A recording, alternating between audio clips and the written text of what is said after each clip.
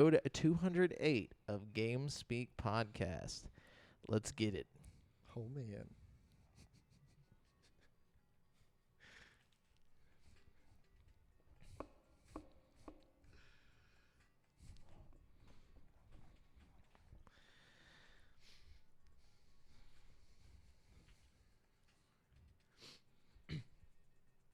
Yo, yo, yo, and hello, and welcome to the 208th episode of Game Speak Podcast. New episodes go for free feed subscribers every Wednesday in audio format on Apple Podcasts, Stitcher, Google Play, Spotify, and all of your favorite podcast platforms, as well as in video format on YouTube, so you can see us in stunning high definition, where we need you to hit subscribe and click that notification bell. We are now streaming live every Tuesday at 7:50 p.m. CST on twitch.tv/GameSpeakPodcast. If you want to catch the show as it happens before anyone else, this show is two childhood BFFs bringing you all things video games. You can find us online at GameSpeakPodcast.com, where we need you to subscribe to our official newsletter so we can make sure you never miss an episode. Also, be sure to join the community in the Facebook group at facebook.com/group/GameSpeakPodcast to hang and talk games with other nerds like us.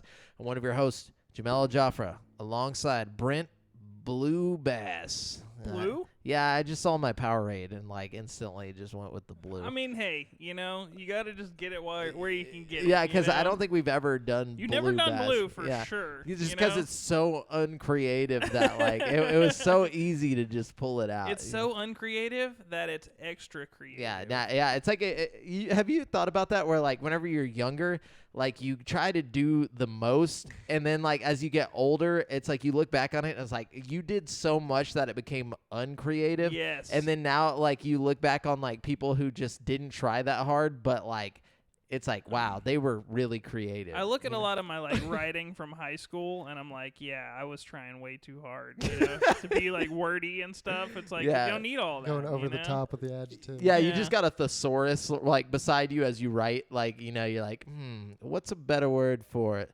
They. And then you just pick the most ridiculous word that makes no sense in there, and you just chunk it in, and you're wow, this is good. Yeah, this is good shit. That is good shit. And instead of they, you're they all. Couldn't think of a I don't think there's a synonym for they, but them, if you're in the South. Them. But them over there. Them over there. They.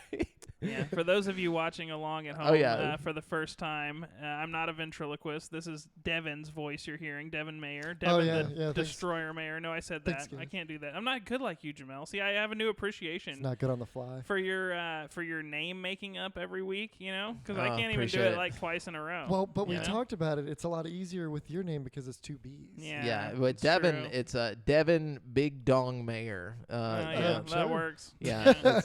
See with Devin, you almost need to have a D word and an M word, Devin the, I don't know. Dong Manager Mayer. Dong Manager Mayer, yes. I like that one a lot less. I like that, yeah. He manages the dong,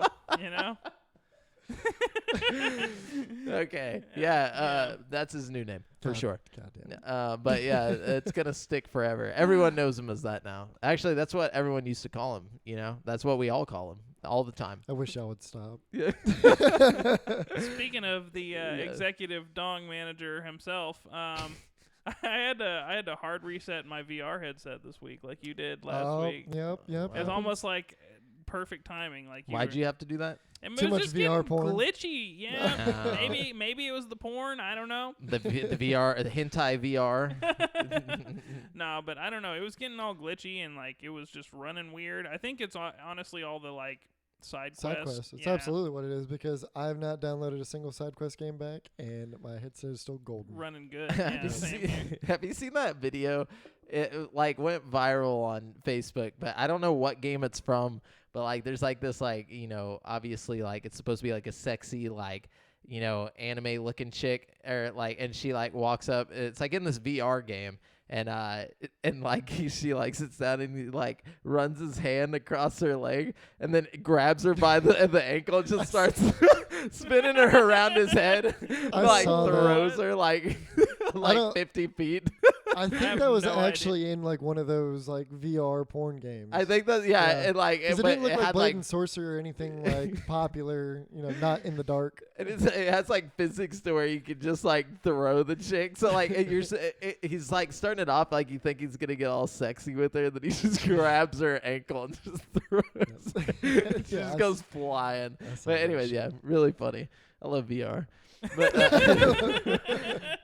specifically, I love VR clips on the internet. But anyways, what you guys been up to this week? I finished Dragon Ball Super.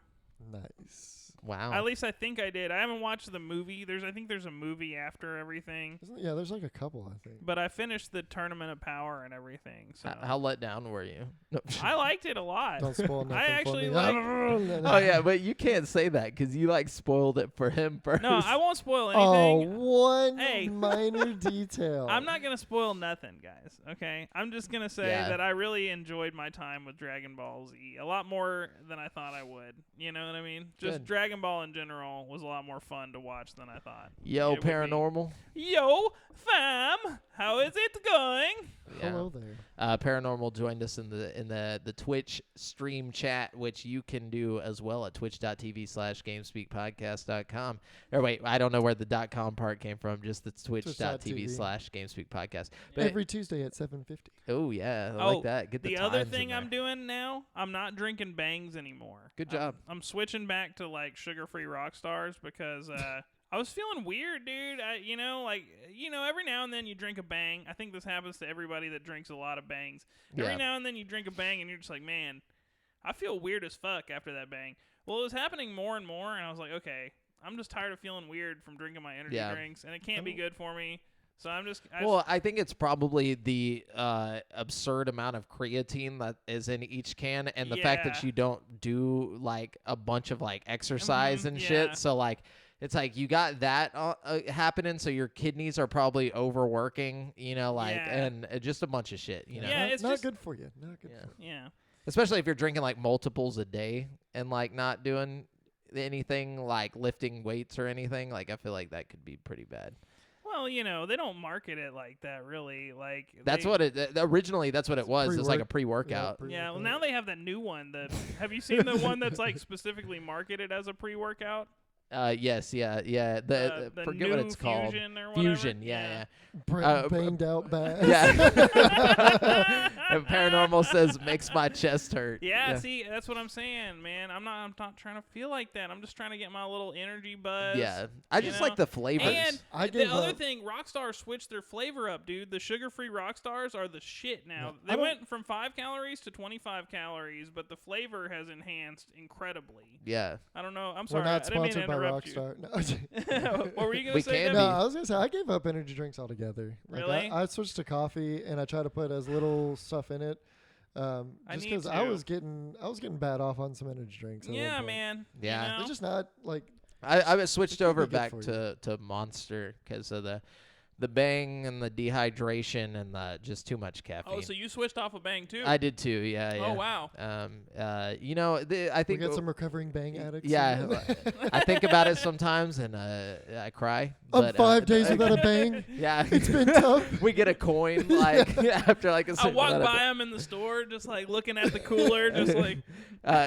Is G Fuel any good? I have no idea. I've never tried G Fuel. Me either. I've heard a lot about it thanks to online people, but I'm a G, so I might have to go get some. No, I'm just kidding. But yeah, I ended up watching this show or started this show called Jujutsu Kaisen. I've heard about that one. Yeah, good things. It's really interesting. What's it about? So it's about like this dude who. In an anime. He's in an anime. So there's some anime shit happening. Like there's like curses and stuff, and like these curses take the form of like weird like horror creatures, and so he's basically like part of this school called like a jujutsu school, and their whole job is to like destroy evil curses. Oh, okay. It's very not to be confused with jujitsu. Yeah, no, that's what I thought going jutsu. into it. I was like, everybody talked about it, so I was like, is it just a show about jujitsu? Like, is he going to be in a jujitsu tournament or something? But it's nothing like that. Oh, and I've seen several memes. What's up, OVP noob? Oh, sorry, Divin. No, I've seen several memes comparing it to Naruto. I didn't really watch Naruto. Yeah, I'm not a huge fan of Naruto, and but this show is really good. Like, no offense to Naruto, but this show is actually good. So I know everyone's gonna piss a lot of people off. I know, but I don't get. I've watched like the first 3 seasons of Naruto, and I just never got into it. I just couldn't get into it. If it didn't have so much filler and prolonged events, like I could fuck. Also, with it, just don't like the way they look. Like the drawings, like they're too poofy. Like all their clothes and stuff. Like it looks like they're wearing bags. Like I don't know. It just bothers me. I kind of feel you. That's how I thought I was gonna feel about Dragon Ball Z, but it actually was like not like that for me. Oh man, thanks for the follow. 9 months, you could be GameSpeak's baby or something. Yeah, it's almost like we just gave birth to you, LVP noob. But yeah. Oh, we should probably fill in the listeners. Yeah. Oh, by the way, yeah, we're talking to the stream chat. I'm sorry, but yeah. So check out Jujutsu Kaisen if you're looking for a good anime. It's really good, really good. And then yeah, I guess I do need to. I guess I should bring this up. I lost my brother-in-law. That's why I wasn't here last week. So he was a big supporter and gave me a lot of inspiration. And I'm gonna miss him. So just wanted to shout him out on the show. But anyways, what else, guys? Respect.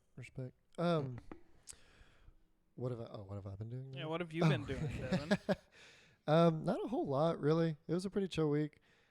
Just played I literally worked and then went home and played video games. I watched Back to the Future. That was good. Like the original Back to the Future? Back to the Future 2. That's my favorite one out of the 3. Man. But I love all of them. I was about to say it's hard for me to pick a favorite. I think I like 2 the most, but 3 was so good and the original was good. Yeah, I like 2 the most because when I was younger, I had a fascination with future depictions. Yeah. I was super fascinated with it, and I think that's why. Every time I think of Back to the Future now, I just think of Rick and Morty. Like I don't for some reason it's like the same thing in my head, even though I know they're completely different. Well, it's like parodied off of. It's parodied. Yeah, but it's weird how it's melded into the same thing. Like it's like my memories of it are like I'll mix up like parts of the show like with the movie where I'm like, no, that happened in Rick and Morty. See, Back to the Future is so ingrained in my memory. Like every single movie I've watched, like 5 or 6 times at least. Really, I didn't watch the first film all the way through until I was like 20. Wow. Yeah. My girlfriend hadn't seen the first one until like recently either, and like I don't know, man. I love those movies. They like I'm classics. They as a kid like they really inspired like an interest in like time travel with me. I've always like been obsessed with like time travel themed TV shows and movies and stuff because of that. Oh yeah, for sure. I really liked in 2 where they took the sports almanac and they went and bet on like all the stuff. Like that's like my fantasy is like to go to the future and get like a sports almanac and just go back in time and make shitloads of money betting on sports events. Do they make sports almanacs now? Like, is that a thing, or do you just Google shit? You just Google it. Like, who won that fight? Sports books. Yeah, that like. Well, I guess you could go to the future and like Google everything and then write it all down. I feel like they didn't go that far into the future. If they didn't, they went to 2020, and Back to the Future 2, they go far enough into the future where he's like a parent and stuff.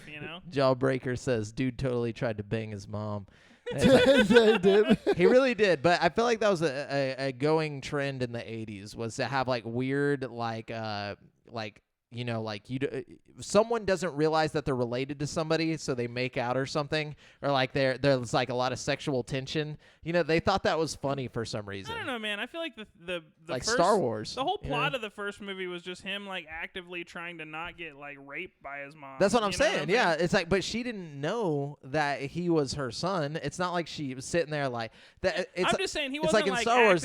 They didn't know they were brother and sister. Yeah. Like in the 80s, they thought that was like it's like just I don't know what they were trying to get out of their audience. Like, what did they want people to get horny off of that? Like, were they just that like explains all the porn today? Yeah, it's like, hey, step bro. No, I'm just, no, but, you know, like I don't know. It's just weird to me. Whenever you go back and you look and you're just like, you weirdos. I know what you guys are thinking. You didn't have to put this in here. Like Luke and Leia could have met and never had any sexual tension whatsoever. Yeah. But they had to throw that in there for some reason. You know, weird. Very weird. Yeah, very that's weird. an interesting point. Yeah.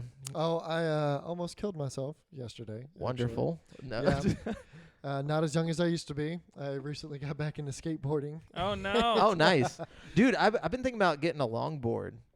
Bro, I want a longboard too. Just to coast it, bro. I want to say I want a longboard, but I would probably use it like twice and then just like never touch it again. But like, just imagine though. Imagine you just got this longboard. All right. Right. Just a couple, just maybe like 2 kicks, and you're good for like, you know, you're just coasting. You know, it's like you're you know, imagine Lupe Fiasco. Like, just imagine that song, but it's your life. You know? So, yeah, my life almost ended yesterday. Okay. Oh, yeah, I'm sorry. Tell us about this. But no, I've been a couple weeks back, and I'm already like past where I was as a kid, back when I was skateboarding. And I was just trying some stuff out on a quarter pipe that is at this little skate park. And I was riding. A skate park? Yeah, there's like 2 in Conroe. There's a bunch in the Woodlands, apparently. What? Yeah. And there's a tiny one next to my apartment complex, is why I got back into it recently. There's a lot of sketchy things at skate parks, though. It's like, this is the least sketchy skate park I've ever seen. See, I've never hung out at a skate park, so I don't really know if like about all the sketchy stuff. Am I gonna get like beat up at a skate park? No. The skate park in Conroe, you go there if you want to buy heroin. You don't go there to skateboard. Yeah, but they're not gonna like beat you up. No, they'll just probably like offer you heroin. I mean, I didn't Okay. say that it's a fight, fucking like, you know. Like, I can deal with sketchy. I just don't want to get beat up. Like you're, you know. Yeah. Y'all can sell heroin. All you It'll want, be I don't like care. little kids with like pads and, you know, a helmet, like rollerblading, and then a guy at the top of the half pipe trying to like sell you heroin. Like there's no in between. Yeah, that's about what I was imagining. So I kind of figured that this little skate park would get sketchy too, but I've been going to it a good bit, and I hadn't seen any sketchiness. Because it's also in like a really like. You're in the Woodlands. It's That's different than Conroe. I'll have to bring my rollerblades But out there and break my arm pretty soon. Anyways, I was doing some stuff on the quarter pipe and messed up. Lost my footing real bad, and my board made me switch around backwards coming down from it, and I whipped. I landed on my back and whipped into my head. That's horrible. Were you Bad. good? Yeah, I was bleeding a little bit, but. But he's still alive. Look at him. Yeah, I'm alive. You should have made a sweet video. I didn't get knocked out. I didn't get dizzy. I didn't get disoriented. I had no concussion, but I have a huge ass knot on the top of my head. By the way, thanks for the follow, Ninja. Ninja 112234. How do you remember that? Like Ginger Ninja. The Ginger Ninja. Yo, what's up, man? And Jawbreaker said, why you guys skating at my heroin meetup? Like, that's how I feel. The heroin guys just own the skate parks now. Like, because skating's not that popular anymore.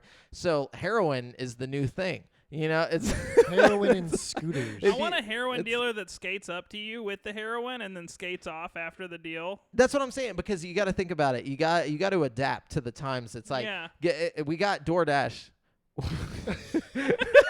I'm gonna end it at that. Yeah, I'm about to say, God. You guys have heard of Uber Eats, right?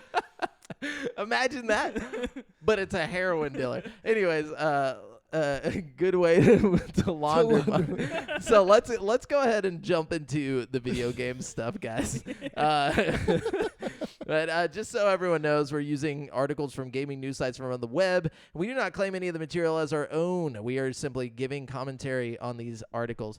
Ninja says, they do say if you have a small brain, you have a big dick. And you know what? That is 100% true. I thought it was big feet, but, I'll go with that, I've never heard that. But, if they do say that, then it must be true. That the small brain, big D.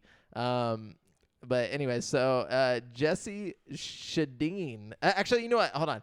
We got to get the big stuff out of the way. Let's go ahead and knock out the big stuff. So, what do you consider the big stuff? Because it's a pretty big week. Pretty big week, yeah. Big D week. Big No, so what I'm talking about is specifically Microsoft's acquisition of Bethesda being finalized.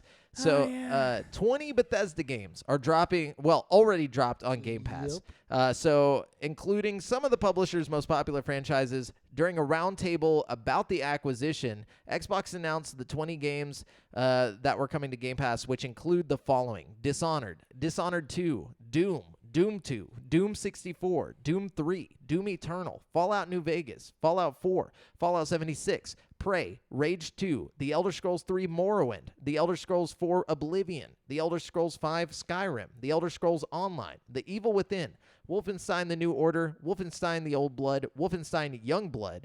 And of these, all but Morrowind, Oblivion, and The Elder Scrolls Online and Fallout New Vegas will be available through Cloud Play for Xbox Game Pass Ultimate members. Xbox head Phil Spencer also gave a firm, specific statement on the future of existing Bethesda games and franchises on other platforms, something that has been a concern for many who play Bethesda titles on PlayStation or elsewhere, and which he has addressed with similar, if not quite as specific, statements in the past.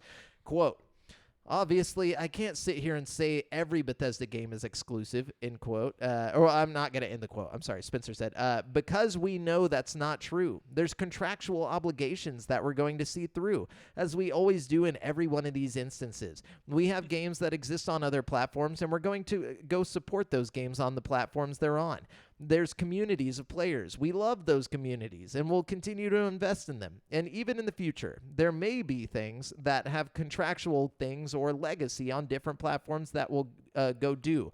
But if you're an Xbox customer, the thing I want you to know is that this is about delivering great exclusive games for you that ship on platforms where Game Pass exists. That's our goal. That's why we're doing this. That's the root of this partnership that we're building, and the creative capability we'll be able to bring to market for Xbox customers is going to be the best it's ever been for Xbox after we're done here." End quote. This is the big news. So he finally stopped. I mean, it's still kind of vague.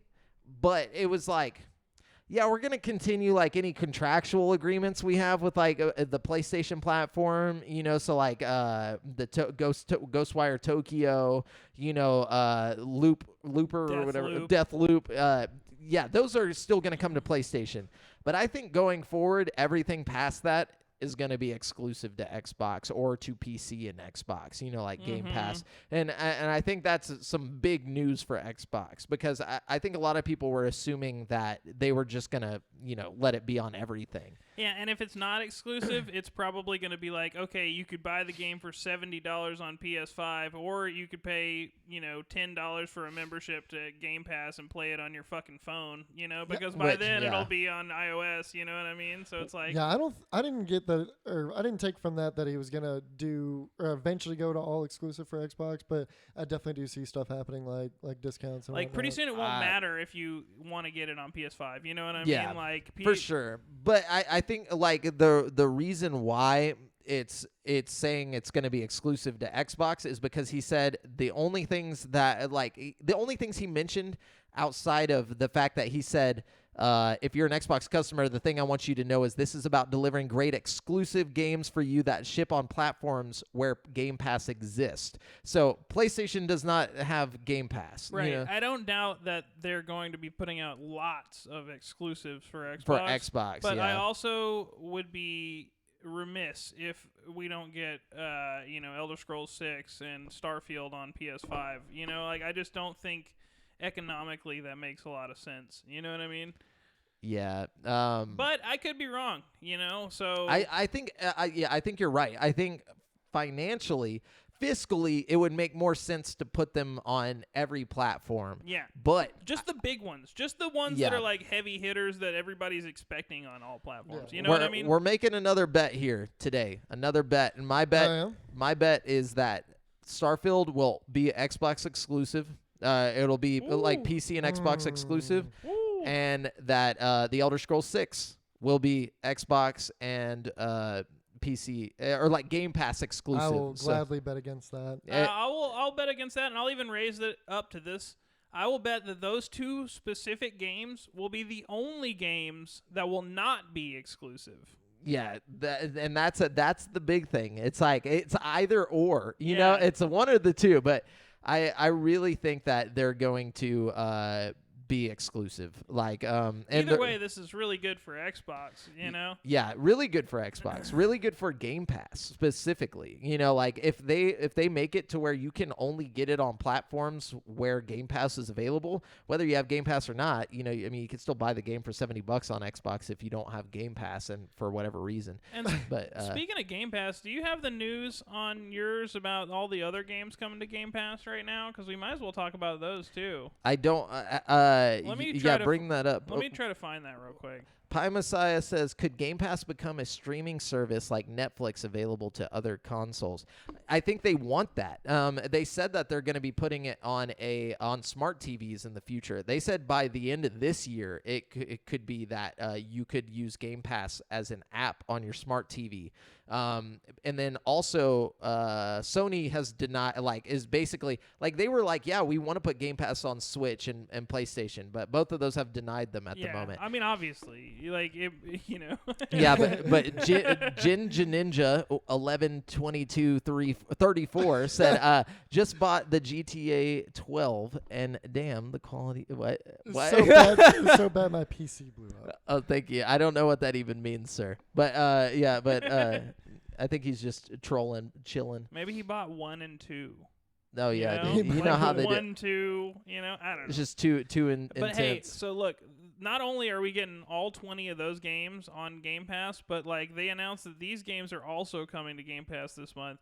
When they come out, or I guess we got Outriders, which is like brand new and dope. And yeah, okay, so Outriders, that's day one. That's a multi-plat game. And this is like people are hype about this game. Like, I saw very mixed reviews about the beta or the demo. I've heard people say the demo's dope. Really? I've heard people say the demo gives you access to like almost the full game, and like people are like really enjoying it. I've heard. That's just what I've heard. Though, yeah, it's the fact that this is like unheard of though. It's like one of the most pre-ordered games on Steam right now, dude. Really? Like, yeah, going straight to Game Pass. Straight to Game Pass. No. Right. That is coming. Undertale is coming, which is a dope deal. Which is a dope ass game. Let's see, Yakuza 6 is coming, which I think most of us could see coming, considering all the other Yakuza games are on there. But still. You know, you got the entire Yakuza franchise on there now, except for Like a Dragon, I think. But even that should probably come at some point, I bet. Hold on. But yeah, we would go live on YouTube, but we got to keep building up our following over there first. Like, I mean, it'd be cool to go live in two places at once. So I'll have to figure that out. That out somehow. Yeah. Then they had let's see, Narita Boy. I don't know what that is. It sounds like a burrito. Empire of Sin, which is like a mafia tactics type game, which actually looks kind of cool. That's made by John Romero. Yeah, I almost bought this a little while ago. Not John Romero. Not John Romero. I know John Carmack. No. What is his name? What is it? The Doom guy. The guy who made John Carmack. No, that John Carmack's the other guy. Who's the other guy? I thought what? Doom. John Carmack. No, there's John Carmack two. And Romero are involved in. Yeah, there's two different Johns. It is John Romero. Yeah, it's John Romero's the one who did it. I don't know why I mixed him up with the guy who made what is it called, the Dead movies. George Romero. George A. Romero. Yeah. I thought you were mixing it up too. Yeah, but no, it's John Romero. Okay, well it looks cool. I'll be excited to play that and not buy it. Star Wars Squadrons is getting thrown on there.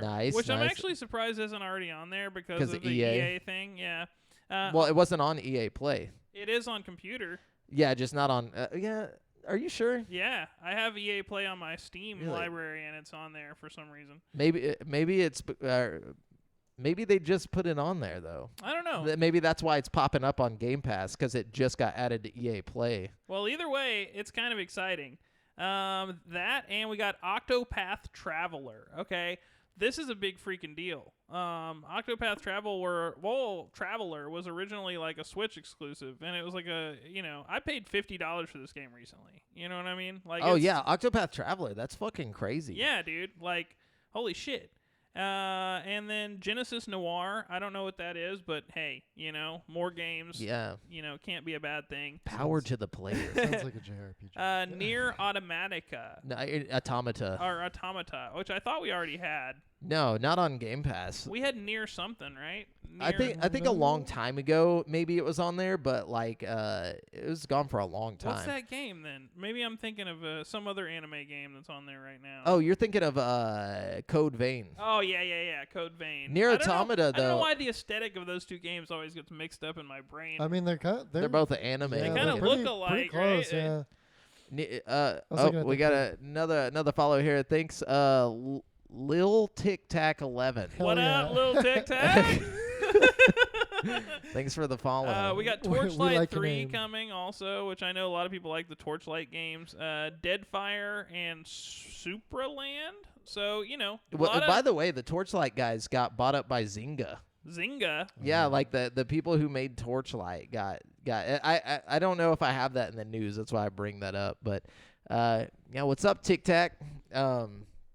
Let me see. Yo. Okay, so do you count that as your news? No, I'll do another one. Yeah, what do you got? After making 20 Bethesda games available through Xbox Game Pass and confirming that confirming that some would receive the new FPS boost feature on Xbox Series X and S, Xbox has announced that the FPS boost support is now available for games like Fallout 4, Elder Scrolls V, Skyrim, and I don't know why I didn't just list them all right there. I'll just go ahead and find them. There's just a bunch of them. So Fallout 4, Skyrim, Dishonored, Definitive Edition, Fallout 76, and Prey are all the ones that are getting an FPS boost right now. Which is awesome. Yeah, which is really awesome because all these games will be way better in 60 frames per second, obviously. With mods. Yeah, especially Dishonored. I think Dishonored will be a much better experience with like a higher frame rate. You know what I mean? Yeah, I just want to like play I feel like, okay, you know how people were getting pissed off that like for Horizon Zero Dawn was coming to PC and like no longer a PlayStation exclusive and stuff? Yeah. So I saw on Twitter the other day, somebody had taken a picture of like the mod, like like the page that has like all the different mods for Horizon Zero Dawn. Yeah. And one of them was like a nude like mod or whatever, and so like what's it, Alloy, whatever her fucking name is, Alloy or whatever was like is like just like straight up naked, and then like people are like, look what happens whenever you allow your games to go to PC, and I'm just like I was like, is this a real like I'm mad about this thing? I was about to say, like, is this supposed to make me not want to get it on PC? How dare you? I was like, that's disgusting. Where do I find it? Yeah.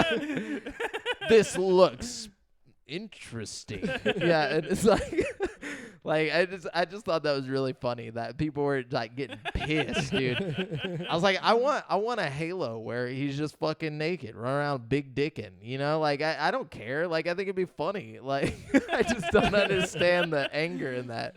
Man. But anyways, they had to take down that mod that made like Keanu Reeves naked, like where you could like have sex with Keanu Reeves in Cyberpunk. Oh no! I guess it was like too real. I guess dude. It bothered Keanu. Or something. Yeah, no, it did apparently.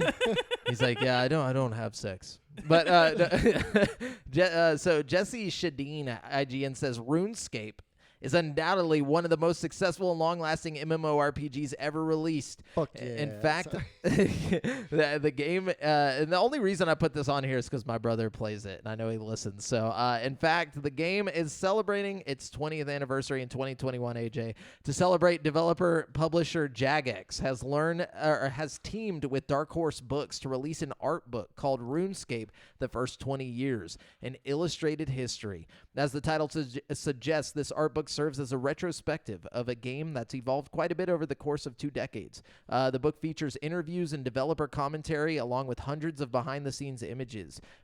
So that's pretty cool. That's cool. Hell yeah. Especially, like, I love, like, video game history and stuff. I feel like I don't even like RuneScape, but I would love to have this book just for the knowledge and having it. Yeah. Man, I put years into RuneScape. Fuck RS3, by the way. Old school. Yeah, see, I didn't even know there was a third one. Yeah, a lot of people are into the RuneScape. The current version that's turning 20 years old it's shit, in my opinion.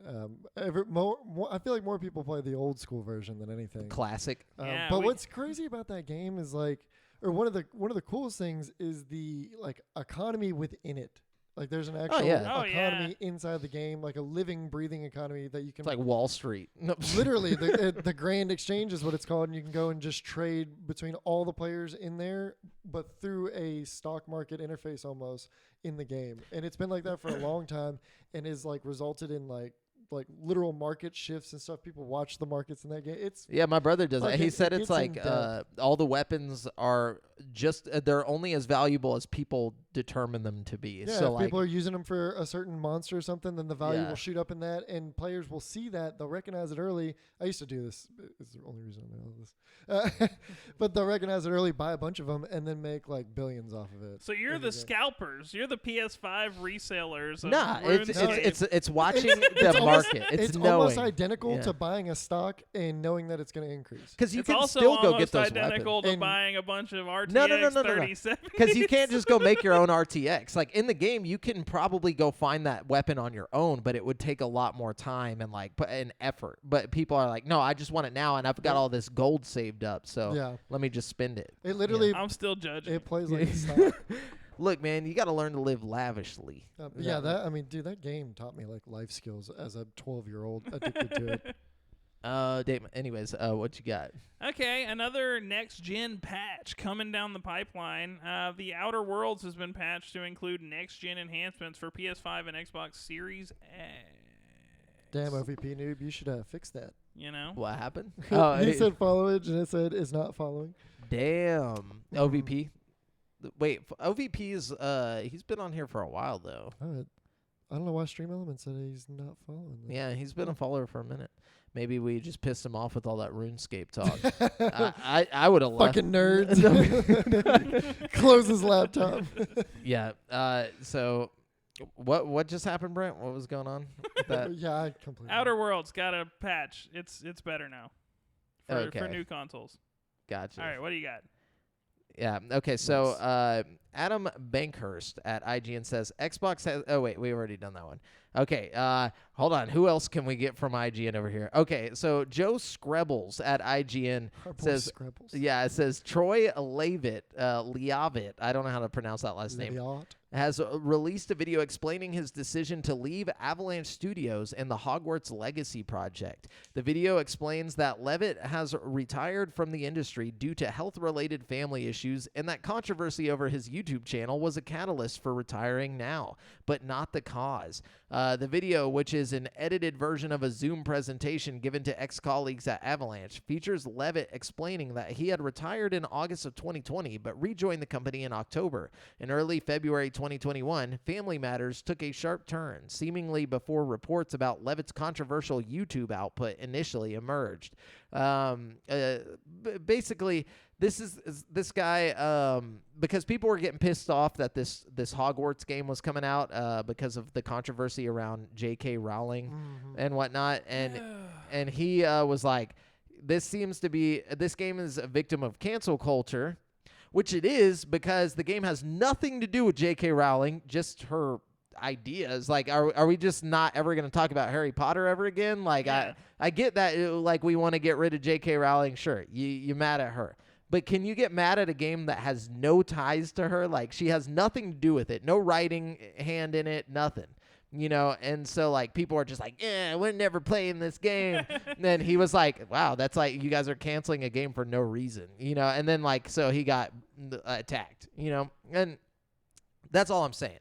Is that all he's saying is that he didn't leave because of that, the controversy around that. He left because of family issues. So yeah, I mean, I get it, where it's 2021, everyone's mad, But dude, this game is my childhood fantasy. If they fuck this game up. I want this game so fucking bad. I would seriously cut off my remaining testicle and just throw it in the river, dude. You know what I'm saying? I want this game bad. Yeah, I am right there with you. If if somehow it gets messed up and we don't get this game, I'm canceling cancel culture if this happens. you guys hear? You guys heard it here first. It's getting canceled if you guys don't get your shit together. Dude, man, you better go cancel something that's worth canceling, because Harry Potter. Cancel crack. Yeah, yeah. When are we gonna cancel crack, Human guys? trafficking, all that jazz. All right. Anyways, what you got? Here's something we can all agree to cancel or not cancel. I don't know what that means, but all right. That was a bad segue. Yeah. Red Candle Games has launched an online store where you can purchase its 2 horror games, Detention and Devotion. As many horror fans know, Devotion was removed from Steam due to a controversial art asset that seemingly compared Chinese President Xi Jinping to the popular children's book character Winnie the Pooh. Blah, blah, blah. GOG tried to sell it. They couldn't sell it either. So now Red Barrel's just doing their own damn thing, making their own damn store. Red Candle. And if you guys love freedom, you should go buy this game. Support it. You know what I mean? If you guys fucking just want to fucking, like, if you like horror and you like America, you need to buy or this you game. Just like freedom in general. Like the freedom to make your game and put it out without being completely abolished. Like regime. Yeah, like just because, like, that'd be like if we made a thing, like made a game and put like a meme in it where Joe Biden didn't look so good, and like or maybe it would just made him look like Ed from Ed and Eddie or something. Yeah. And then like people were just like, no, this game cannot be sold because one developer put a meme hidden in the game. Like, you'd have to look for it too. You know what I'm saying? It just makes no sense. But this game needs to be out there. Yeah, and I'm glad that people have a way to buy it now. I've actually already purchased my copy, but I haven't gotten around to playing it yet. It's weird though because like it's what's it called whenever you don't have Steam or something? DRM free.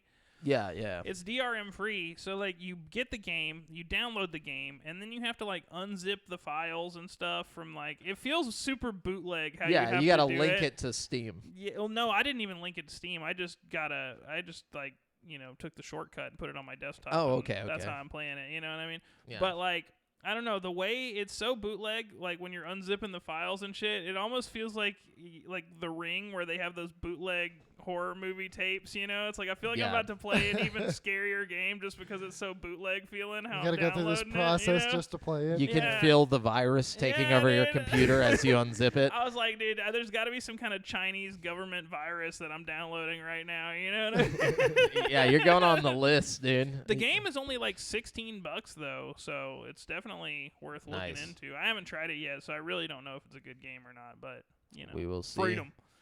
Hold on, let me see what this is. Okay.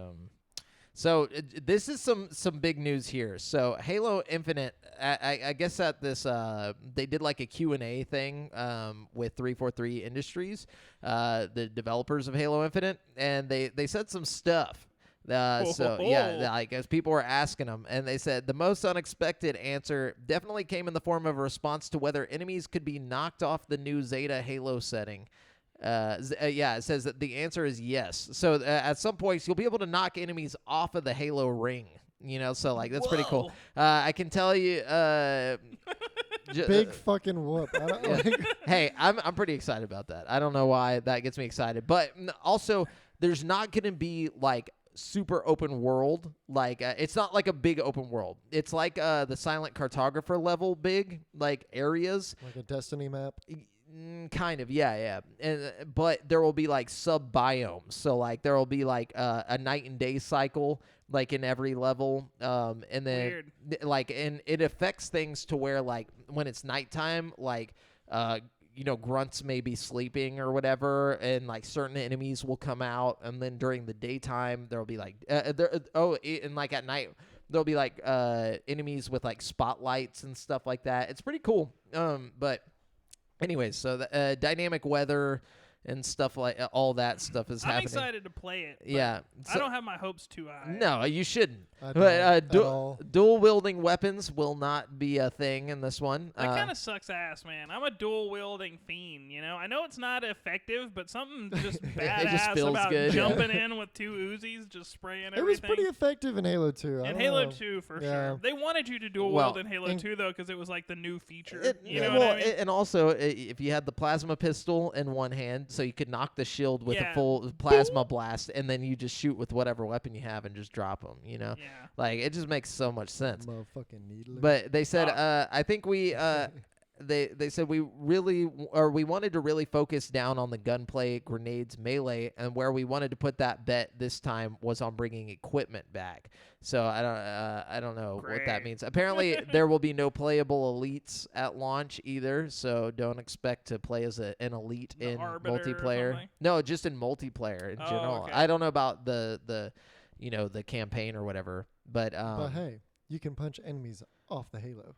Yeah, hey, that's really important. We don't have anything, but you guys can punch enemies off the Halo. We have no good news, but hey, I think I think the night and day cycle and stuff is good news. No, that's sick. That's sick. I'm just playing. But also knocking them off of the level. That sounds tight. It says I'm hating. I'm full hating. Yeah, but yeah, that's basically all we got out of that. There wasn't much to it other than there's a lot of things you're not gonna be able to do. Yeah. So I will follow that up with saying the only reason I hate is because I loved when Bungie was doing it. Like in 343, I tried it.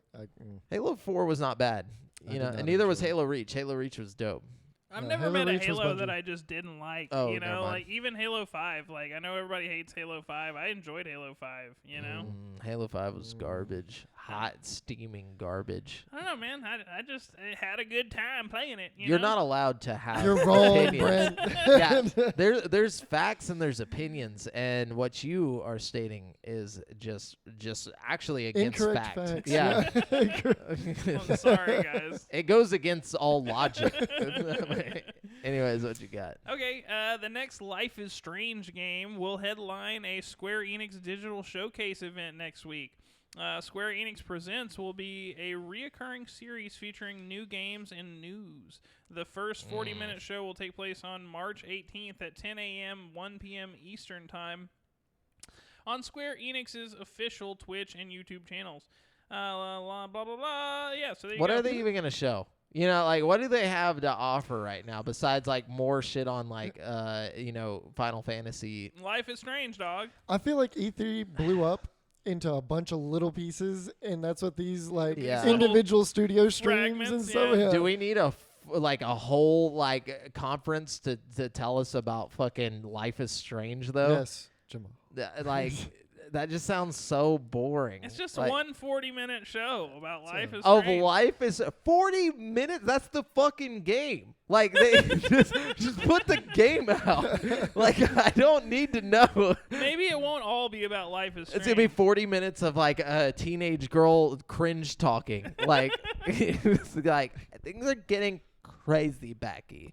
That was just Life is Strange and Life is Strange Before the Storm. Life is Strange 2 was just Mexican teenagers also being cringy. Also being cringy. That's part of the game, dude. It's a cringy game. It's like the Cobra Kai or something. You have to just expect the cringe, embrace the cringe. Would you say it's kind of strange? Wait, I don't know.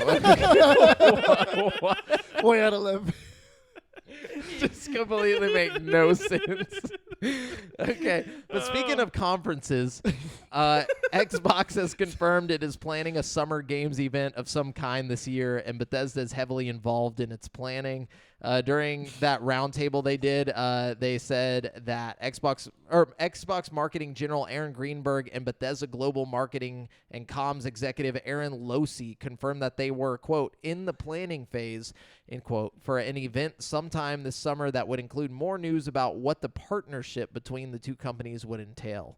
So, I wish they'd quit being so vague and just be like, I hate that we have to bet on whether something's going to be. But so our bet may come to fruition sooner than we think, though. So that means this summer we might know like what the exclusivity stuff is. Yeah, they're gonna line it out in more detail. Yeah. There's no way to follow up on this, but I bet one of the errands doesn't make the cut. You know, you got 2 errands from marketing, one from Xbox and one from Bethesda. Oh yeah, you can't have 2 errands working in the same building. You can't have 2 errands, no. The same company, absolutely not. Maybe they could like fuse together somehow, like surgically. They become a run. Quadra Aaron. Quadra Aaron. All right, what you got, bro? Okay, Borderlands 3 Director's Cut DLC has been delayed to April due to complications from the recent severe weather and power outages in Texas. Wow, they cannot be serious. Apparently. That was like a month ago. I know. And it was a week, maybe. Week tops. Like, what are they doing over there? Look, they got to push it back a whole month, okay? That is some straight bullshit. That's just how it is. Wow. So now it's Don't coming kill the on messenger. March 18th, you know? That's totally insane. the storm's fault. There wasn't a month of us just watching hentai in the office. We're gonna have to blame it on this power. But anyways, Jordan Alleman at IGN says The Last of Us developer Naughty Dog is hiring for a multiplayer game that is built for quote unquote longevity. Job listings have revealed a position for an economy designer multiplayer was spotted on the Naughty Dog website, which mentions that the successful candidate will ensure robust longevity for the studio's games, as well as design, implement, and tune game economy and player progression systems. The listing also notes that the candidate will create avenues for self-expression for our players, suggesting that the game will feature customization or cosmetic personalization options of some description. Robust longevity also suggests that the game will be supported over the years, potentially incorporating live service features that speak to the listing summary, which mentions the importance of providing players with great rewards to strive for. Naughty Dog is looking for candidates experienced in player psychology and narrative tone, suggesting that there may be some sort of story threaded throughout the experience. Very weird. I wonder what this means. It could be factions, because they did promise they were making like the Last of Us 2 factions at some point. But this seems a little bit more in depth. Yeah. It doesn't seem like factions to me, unless they're trying to make factions into like a games of service thing. Maybe. I don't know. You think they'll stick to the same tones of Last of Us, or I go don't know. completely different with it? Probably. The first Last of Us game had a really, really fun multiplayer mode built into the game. Factions. Yeah. Yeah, it was great. I don't know. If they could just do something like a really in-depth version of that would be sick. I wouldn't be mad about it. I spent a lot of time playing that shit. Like, oh yeah, I mean, but if it's not, that'd be weird. Like, I want to know what they could possibly be making. I don't know. Like, Uncharted multiplayer. Oh gosh, that would be so bad. It's already a thing, isn't it? It is, but I mean, as a service. Yeah. Yeah. Anyways, that's all I got. That's all I got, too. So that's it for this week's video game news. We're going to jump on over to this week's releases, where I'm going to let you know which brand new games you can get in the next 7 days. Now, we're going to start this off with a game called Signs of Sojourner. Good luck spelling that, Devin. It's SOJOURNER. Dude, I spelled it right. Good job. I'm proud of you, the English-speaking maniac. But it's coming to PS4 on March 17th for $19.99. Signs of Sojourner is an introspective narrative about learning the art of human connection through an emotive deck of cards. Sounds horrible. Then we have The Outer Worlds Murder on Eridanos coming to Xbox One, PS4, and PC on March 17th for $14.99. In The Outer Worlds Murder on Eridanos, the second narrative expansion to the sci-fi RPG, venture to the skies of Eridanos and unravel the grandest murder mystery in the Halcyon colony.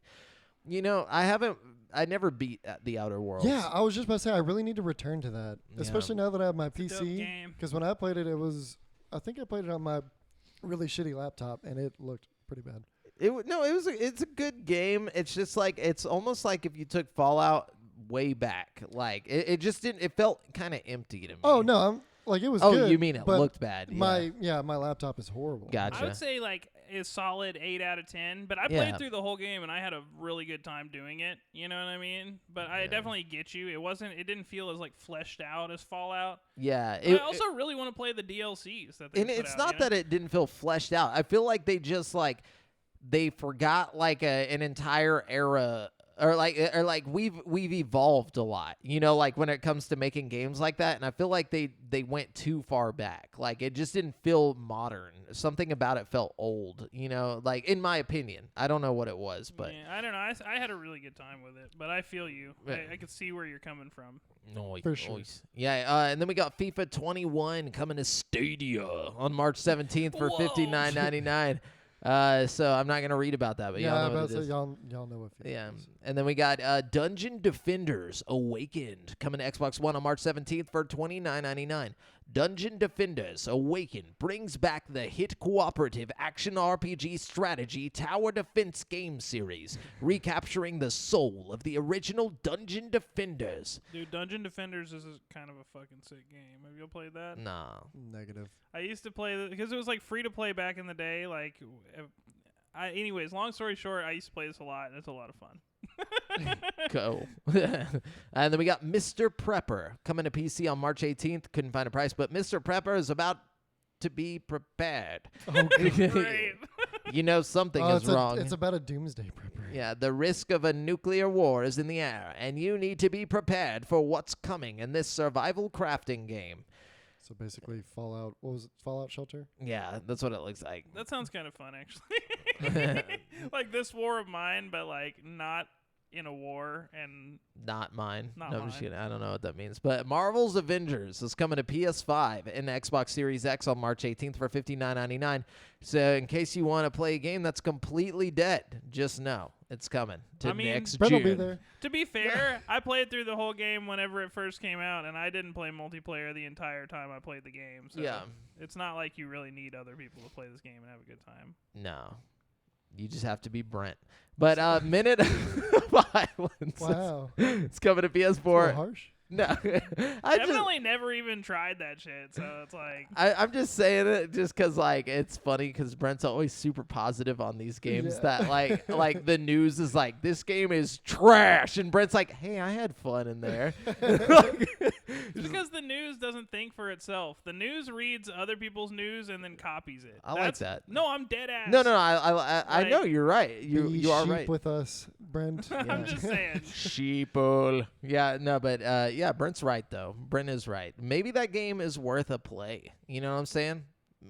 Click that picture right there. Look at that one with the whole looking. I would just say jacked. get it on sale. Look at that. but it's definitely fun. You would say don't pay $59.99 no. for the next gen. Maybe like $29.99. Okay, get it on sale. Yeah, just wait a while. Yeah. And then we got Minute of Islands coming to PS4, Xbox One, and Switch, and PC on March 18th for $19.99. Explore strange and wonderful islands and dark labyrinths below in the narrative puzzle platformer Minute of Islands. I like that I'm art. getting some like Adventure Time vibes. Yeah. Yeah, the art style looks It's good. real pretty. Then we have Dark with a Q, like instead of like K. Coming to Switch on the Thanks. coming to Switch. You just put Kark like Click on the lamp head girl. Hold up. what? Yeah. Yeah, it's coming March 18th for $19.99. Dark is a psychological horror game about a boy stuck in a nightmare where he must find a way out by bending the laws of physics and manipulating the fabric of the dream world. But look out, there's a lamp head girl coming after you. Not the lamp head. And then we have Can't Drive This coming to PS4, Xbox One, PS5, Switch, Series X, March 18th for $19.99.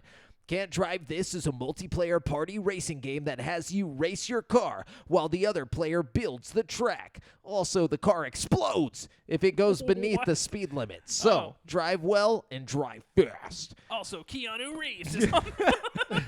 If you go below 60 miles an hour. And then we have Plants vs. Zombies Battle for Neighborville coming to Switch on March 19th. A crazy new coniferous conflict between brainless and botanicals is brewing. Prepare to kick some grass as a founding neighbor in the off-the-vein conflict of Plants vs. Zombies Battle for Neighborville. And then we have Angry Video Game Nerd 1 and 2 Deluxe coming to Xbox One and PS4 on March 19th for $14.99. Sorry, what was it? Angry Video Game Nerd 1 and 2. Already right here. Yeah. The Angry Video Game Nerd returns in AVGN Adventures 1 and 2 Deluxe, an expanded compilation of the two famously tough action platform games. And then we have Vaporum, maybe. I don't know how you'd say that, but Lockdown coming to Switch on March 23rd for $17.99. Vaporum and Vaporum Lockdown is a grid-based single-player, single-character game seen from a first-person perspective in an original steampunk setting. Is it original, though? No, and then we have Arkham Horror Mother's Embrace coming to Switch, PS4, Xbox One, and PC on March 23rd for $19.99. Arkham Horror Mother's Embrace is a narrative-driven tactical RPG based on the award-winning Lovecraftian board game. I'm sorry, you can't say Arkham something and not expect me to think about Batman, dude. You know, Arkham's from the Lovecraft. I know what it's from, but at the same time, you're like, I want Batman. If you name something Arkham anything, it just is automatically associated with Batman now. Like, I'm sorry, like I don't know. I always think of the board game, the Arkham Horror board game. When I hear Arkham Horror, like as because that's what it's called, is Arkham Horror. It's not just called Arkham. I've never heard of an Arkham Horror board game. I have not either. I own it. I do own that. But the only Arkham I've ever heard of what a nerd. is Arkham Asylum. It's a tabletop game, but yeah, like it's a thing now. It's like one of the most popular tabletop like card games now. It's like Arkham Horror, but whatever. I might have to check it out. Yeah, you need to. You need to get real, bro. But anyway, Story of Seasons, Pioneers of Olive Town is coming to Switch on March 23rd for $49.99. Story of Seasons, Pioneers of Olive Town drops eager explorers in Olive Town, a charming seaside community on the edge of the untamed frontier, where they will work to breathe life back into their grandfather's dilapidated piece-of-shit farm. They didn't put that part. So it's like shitty Harvest Moon. It's literally Story of Seasons is Harvest Moon. Like they just changed the name. Like it's made by this. I don't know why that happened. You can't just be doing it. Yeah, I'll have to look into the historical articles about it. Yeah, you get that, Devin. And then because this next one we don't have to look up. It's Overcooked All You Can Eat, which is just basically Overcooked 1 and 2 in a box with all the DLC. But it's going to be $49.99, and it's coming to PS4, Xbox One, Switch, and PC on March 23rd. Yeah, see, like there's a whole thing on. Oh yeah, fuck no. Yeah, but basically the game name change. Get over it. Yeah, it was a name change. Story of Seasons is Harvest Moon. Oh. Yeah. And then we have Overcooked. Oh, wait, no. Then we have Sanity of Morris coming to Xbox One, PS4, PC, March 23rd. Couldn't find a price, but Sanity of Morris is a psychological horror adventure game where your flashlight reveals the clues you need to stay sane in the search for your Faja. Your Faja. And then we have Puyo Puyo Tetris 2 coming to PC on March 23rd for $29.99. You want to give me some help on that one? Yeah, it's Puyo. And Japan's beloved puzzle game Tetris Puyo Puyo and the world-renowned Tetris game franchise have teamed up again to deliver even more Puyo popping and Tetramino clearing fun in Puyo Puyo Tetris 2. Why is Sonic there? I'm so confused. Lots of crystal meth, I feel like, went into the making of this game. Like, it just looks like a lot. They're like, throw Sonic in there. Like, do we even have the license to do that? No one's gonna play it. It's not like they'll know. Just fucking make this game. Why do you think we're not putting Dr. Mario in there? Right. Well, okay, check it out. Hear me out. Dr. Wario. No, I'm just kidding. No, but anyways, we're done with this week's releases. We're going to jump on over to currently playing now. Lord. Great musical artist, Lord. No, but Lord. Okay, so what's everyone playing right now? Well, I guess I can kick it off. I've been playing Persona 5 Strikers. Wow. I finished it this morning. Nerd. No, I'm just kidding. How was it though? It was pretty good. Like the game itself was a lot of fun, but like my biggest problem with the game was more on like the technical end of things. Like it crashed a lot on me. Really? Like 5 or 6 times the game crashed just completely for no reason. And then at one point, like the game just wouldn't load past. Like I beat this boss, right? And every time I would beat the boss, the game would go to this loading screen and then crash. And I beat the same boss, which takes me like 20 minutes to beat the boss, you know? Yeah. I beat the same boss like 4 times, and finally I'm just so frustrated. And I went online, and I was like, what, you know, like I looked it up, and I couldn't find anything. I dug deep into the, like... Are you playing this on Switch? No, I'm playing this on computer. Oh, okay. I feel like you should have just got it on Switch. Well, you know, I wasn't thinking. I should have got it on Switch. Anyways. Sorry. So I dug deep into the fucking Reddit pages of like, finally I find this one guy who's got my exact scenario, like down to the like everything exactly how and he's like, I don't know what to do. He's like, I've beaten the same boss like 5 times. I'm so frustrated. And then like a few messages down, he's like, edit. He's like, I figured it out.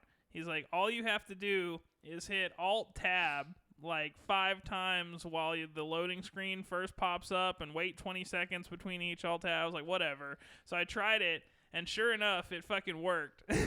How did he figure that out? Yeah, I don't know, but there was like 1 million people in the thread like, thank you, oh my God, you saved my life, blah, blah, blah. So, wow. You know, this shout out to that guy. He's just smashing his keyboard, and he just so happened. This is why PC gaming pisses me off. I'm telling you, I'm gonna be real. Like, I love PC gaming because it's cool. You can get like as like powerful settings as you want, you know, like depending on how you build your PC. But at the same time, you're never going to fucking play a game on your Switch that you have to fucking Alt-Tab 20 times to fucking play it. Like, if it's on your Switch, it's working. You know, it's going to work. Unless it's Cyberpunk. You know, like... Even Cyberpunk, I mean, you know, you're not crashing out of the game every 5 seconds. Some people were. Yeah, you know, like, but... Yeah, true. But I not just you mean... specifically, though. No, you know no, what I mean? no. Like, I'm talking, but I didn't play it on PC. I had more issues with Persona 5 Strikers than I did Cyberpunk, like by a long shot, like more big issues. Yeah, you know what I mean? Like, and nobody said shit about Persona 5 being buggy. Persona 5 Strikers. I think it just wasn't as popular. It wasn't one of the most anticipated games of all time. I mean, but like if I hadn't found that dude on Reddit, like I would have been stuck at that weird glitch for fucking like, and I was like 30 or 40 hours into the game at that point. You know I'd be what I mean? pissed. Yeah. I was mad, dude.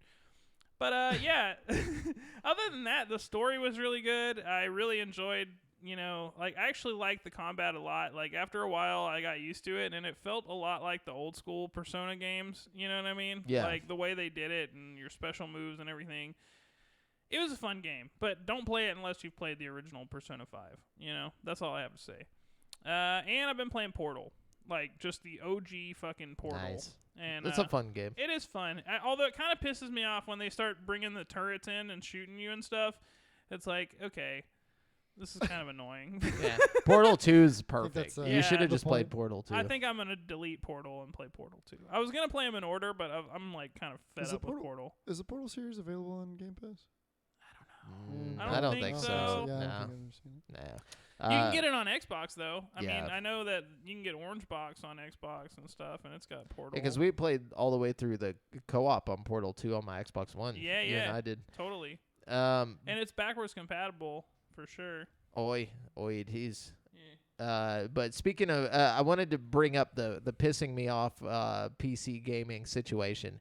So because of all the Bethesda stuff, you know, I didn't get to play many games this week, you know, like I said, family stuff. Yeah. But when I finally did sit down, on, I can't remember what day it was, but it was recent. It was like this past, Sunday, I think it was. I was like, okay, I'm going to download Fallout 4. I never beat Fallout 4. I never even got really far into the game. Yeah. So I was just ignore Preston Garvey. Like, I did. Yeah, I already knew this. A lot of people get real frustrated and stop playing. That's why I quit him. before. It's because it pissed me off. You're not the only person I've heard say that. I just tell people to just completely ignore his ass. I'm sorry. I didn't mean to interrupt. No, you're good. So, I download the game. It's like 30-something gigs, which takes a long time on my fucking internet. All right. Wouldn't know. I hate you. No, but it was like a good 3 hours to download. What? That's like 3 seconds in Devin's time. Yeah, like he's like, I can't even imagine that. No, like microwave a Hot Pocket and it's done. So I download it to my PC. I get on, and it is fucking bad looking. Like the game looks bad. Like everything's like blurry and fuzzy and it just makes no sense. But then, so I go into the graphics settings, which you have to do outside of the game, like on the startup. You have to do it on the options screen there. So I go and I fix it. All of my settings are normal. Like my computer can handle it on ultra. Like I'm doing all this shit. Go into the game and it won't go past 720p. Like for whatever reason, like my game just automatically shuts back down to 720p, and it's super fuzzy. And I'm like, what the fuck? So I Google this, and it's like Fallout 4 blurry bug, and everybody has it. And there's no fix for this shit. Like it's just a blurry fucking game if you play it on PC. And so it works fine on my PC. Like I don't know how the fuck this is the thing, but like if you just Google, I can change my settings in the game too. Well, do you have it? Did you get this through Game Pass? Yes. Yeah, and you have it through Steam. Yeah. Mine runs fine on Steam, so I think it's a Game Pass. It's got to be a Game Pass issue. Well, I know Fallout 76 runs weird through Game Pass too, because like yes, a lot of people, it doesn't run at all for me. Yeah, a lot of people say it won't work at all on Game Pass, but if you play it through Steam, it just works fine. Yeah. But so I just got fed up with it after like an hour of searching and trying to fuck with shit. Like because then I changed it to windowed. I was like, okay, well maybe if I window it and then I set it to the high graphics settings, and what it did was it literally put it in the top left corner of my screen. Just tiny. Like, and I was like, fuck this. So I just I uninstalled it, turned on my Series X, plugged it in, and re-downloaded it on my Series X. And then like 3 hours later, I got to start playing. and so I downloaded it twice in one day. It took 6 hours before I could play it. Yeah. But then once I did start playing it, it was awesome, and it was beautiful on my Series X. I was about to say Series X is probably the way to play it right now with all that enhancement it just got. It looks so good, dude. Like, I bet. And but yeah, so I've been playing that. Just didn't have much time in it, but maybe like a couple hours. And then obviously been playing more the Super Mario 3D World, not the 3D World part of it, but the Bowser's Fury part, which is pretty fun. I've been playing it in handheld, like just as like something to do, like when I'm just sitting there, like with nothing else to do. So, anyways. I tried out Apex Legend on Switch. I forgot to mention that. Ooh, how'd that go? It's okay. It's really hard. I'm bad with the Switch, like, just for first-person shooters. Like the controls on the Switch suck. My for hands are way too big for that shit, dude. Like, you gotta have a pro controller to even play that. Dude, even with the pro controller, I suck. Just because the 30 frames per second, I'm just like, I can't deal with it anymore. Like my that eyes sounds are horrible. Like yeah, I've also heard that the depth of what is blurry. it? Field of view. Yeah, the field of view is like set to like 60, and you can't change it. So like, you have a huge disadvantage if you play on Switch, like just in general. Yeah, besides just being on a Switch. Yeah. Well, I actually tried to play some Apex this past week, and but on my PC at much higher frames, and it's not the frames. I got my ass wrecked. So bad. Hey, Apex is nothing like Warzone. When you switch over, it's like it feels like a whole different world. Oh my god! I'm way better at Apex than I am at Warzone. I'm way better at Apex on the Switch than I am at Warzone on the PC. Like, but that's probably because you're playing against a bunch of Switch players. I'm just saying, like I suck ass at fucking like playing on the Switch, and my point is, I'm better at Apex than I am at Warzone. Gotcha. I don't know why. Apex feels so slow to me. I used to be really good at Apex, and then I've been stuck on Warzone for the longest. And exactly, it felt like I was walking. Yeah, compared to COD. And that's the weird thing because like my buddy, like Brent's buddy as well, Aaron or Breezy, he kept on trying to get me to go over there, and he's like, "Dude, it's so much faster." I'm like, "No, it's not." Like. This makes no sense. This game, like, I feel like I'm walking in molasses, like at all times. Like when you're in Warzone, you're just like sliding and like popping people, jumping around corners and stuff. Flipping through a window. Yeah, and then you fucking go over to Apex, and it's just like everything feels like a brick. Like even when you're flying down, you know what I'm saying? Like you hit the ground and like you start running, and it's just so slow. And it's also the difference in animation and stuff. Yeah, there's a lot less animation in the movie. There's a whole lot of factors that go into it. That I don't know. I just generally prefer Apex, like all around, like everything about it. You know, how many times we got to teach you this lesson, old man? just start beating him. You better start liking what we like. Yeah, I think I like Apex more than Fortnite too. I mean, that makes sense. Yeah, you know? I'm not a huge third-person shooter fan. I used to like Fortnite, like whenever it. I mean, I still will play Fortnite. You know what I'm saying? But it used to be my favorite of the bunch. You know what I mean? Yeah. Paranormal says I'm with Brent. Apex for the win. Hey man, you know we're all entitled to horrible opinions. We understand y'all can't. We understand y'all can't be good. It's okay. Like. Yeah, no, but Warzone. Man, I don't know. Warzone's just one of those games that like I think I'll just play till it no longer exists. I'll tell you one thing I like about Warzone better than Apex. I feel like Warzone is beautiful. Like Warzone is extremely beautiful. The attention to detail, even like all the way down. I was really bored one day. All the way down to the light sockets in the houses. Yeah. Like they went over the top on the detail on little things. I was impressed. Gorgeous for sure. I think that's why it takes them so long to like change up the map. You know, like because they put so much hard work into it. They don't want to fucking erase their Well, not only that, it's like when they put new stuff in. Like they just recently added the zombie shit to it, you know, and like even the ship that the zombies appeared on like looks so fucking good, and like all the nuclear like silos and stuff that they added, which by the way they're saying sometime this month they're gonna nuke the map. Like that's the rumor right now. And I've heard that or there's a hunch that the maps that people saw in the outbreak, the zombies outbreak, is going to be the new map. That'd be tight. Might have to clear off. I mean, it makes the most sense because they're doing it just like Infinity War did with, what was it, Ground War or something? Or what was the big map? We saw Verdansk before we ever saw Warzone. Yeah. And I think they're doing the same thing, but in Outbreak for zombies. Yeah, Brent, you should definitely get like 2 or 3, hard drives so you can play this game. Like somehow, a couple thousand gigabytes free, real quick, and they like in the future they'll have to have a way that you can sync multiple hard drives together to like come together at one time to play the one game. Oh, I feel like the future is going to be like compressing these files down to like smaller files. Well, yeah, you know what I mean. Like we got to be able to like push these 70 gigabyte games down. It's the exact opposite. So what's going to happen is the file size is only going to get larger, but the technology that stores it is going to get smaller. Yeah, because 4K textures are super huge. Like the files. There's a technology term for our technology, like the physical, the hardware shrinking. There's some kind of something law. Yeah, Bartholomew's Law. No, I'm just kidding. I'm the Google guy. Why don't I Google this? But so basically, pretty soon, 2 teraflop PlayStations are going to be the norm. Well, I mean, look back 15 years and we had floppy disks. 20 years. No, it makes sense. I get with like 2 megabytes. Yeah, and then now I've got a micro SD chip that is 512 gigabytes, and it's literally the size of my fucking fingernail. It's awesome. I love the future of gaming. But anyways, Devin, did you say what you were playing? Oh, well, yeah, I started on Apex, and then we got off on a tangent on that. Apex for literally like 2 matches, and I quit because I was butthurt.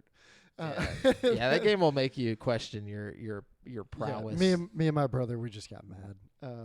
And so we cowered back to Warzone. And I've been pretty hooked on Warzone lately, only because I've been doing good for some reason. I don't know. It's because you're good. Well, no, better than normal though. Oh, so okay. I've been hooked on it, hooked on the dopamine.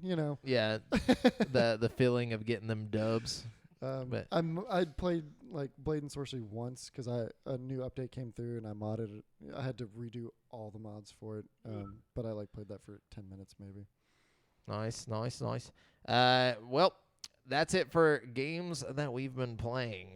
So, if you guys want to let us know what you've been playing recently, drop it in the chat or jump over to facebook.com/groups/GameSpeak podcast and hang out with us and talk with us.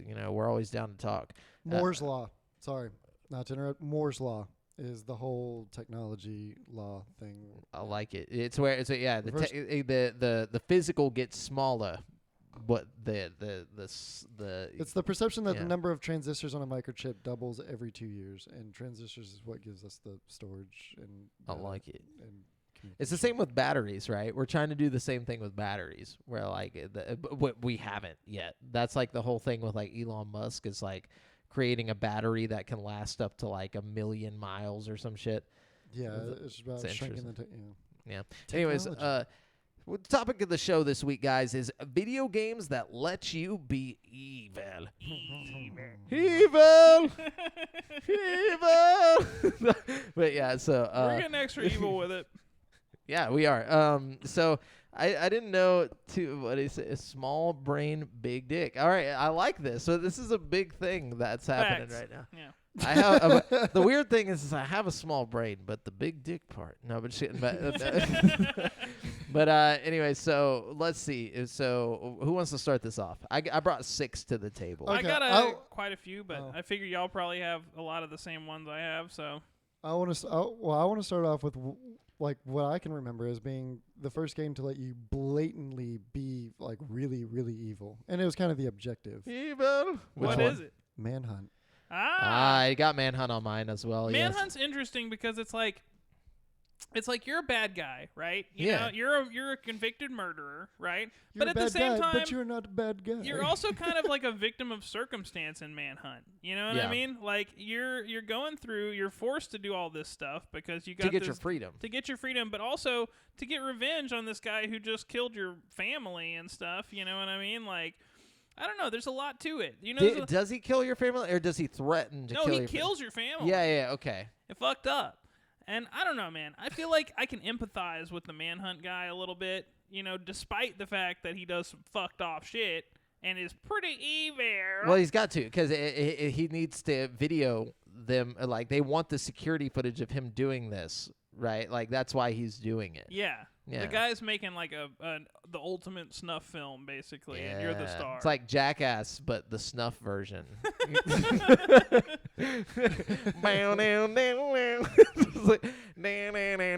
Just like cut people's throats and shit. But I do think you can make an argument that he's not really like despite the fact that you're doing evil shit the entire game, like it's not necessarily evil for the sake of being evil. You know what I mean? Yeah, but you're still evil. The topic of the show is let's you be evil, and how many people we're not looking at. Are you the player or are you the person? I'm just saying, there's like a means to an end here. You know, it's like is Max Payne evil because he slaughtered a bunch of gang members, you know, to get revenge for his family, or was he wasn't originally a murderer on death row? Yeah, you know, so like that's the difference. And he was just a cop in just a bad situation. Right. I mean, you're already a murderer on death row in this game, you know, and like you're going to get revenge. But does that implicitly make you evil? If you're a murderer on death row, I would suppose I mean, so. Maybe I'm sure there's people that have murdered people and gone to death row, you know. And they're not evil. But they got put on death row. Yeah. You know, maybe it was, you know, like. I'm just throwing, you know, for argument's sake, we don't know what happened. This is such a philosophical question. I don't know if we can answer that on GameSpeak podcast. That's why I didn't put Manhunt on my list, because it's like I had too many questions about this guy's morality. You know what I mean? Okay. Like, because he's obviously got a little bit of a heart, you know, considering how upset he was about his family getting killed. You know what I mean? Yeah, but that could also just be the fact that he's a narcissist and that it was his family, you know, like he didn't care about the other guy's family that he killed. You know what I'm saying? Yeah, Brent was 8 years old sympathizing with a serial killer. Yeah, what the fuck?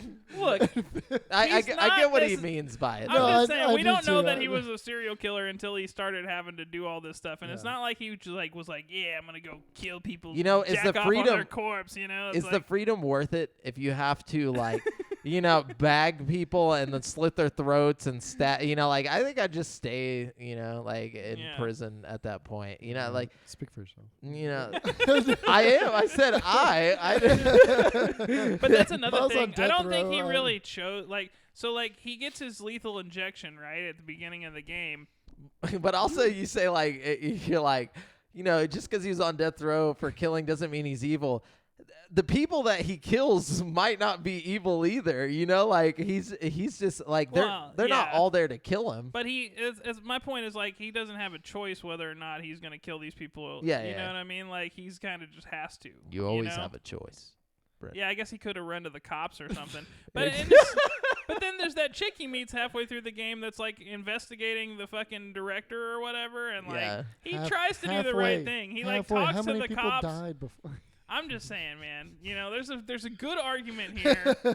Sorry, I just like playing the like devil's advocate. Yeah. Anyways, bro, you remember way more of that game than I do. Yeah, I do. I think it stuck with me, dude. That was one of those really like visceral games that just like burned itself into my brain. I didn't get to play it till I was older, and I played it on Wii, and I still barely remember it. Yeah, I didn't get to play it at all because we rented it.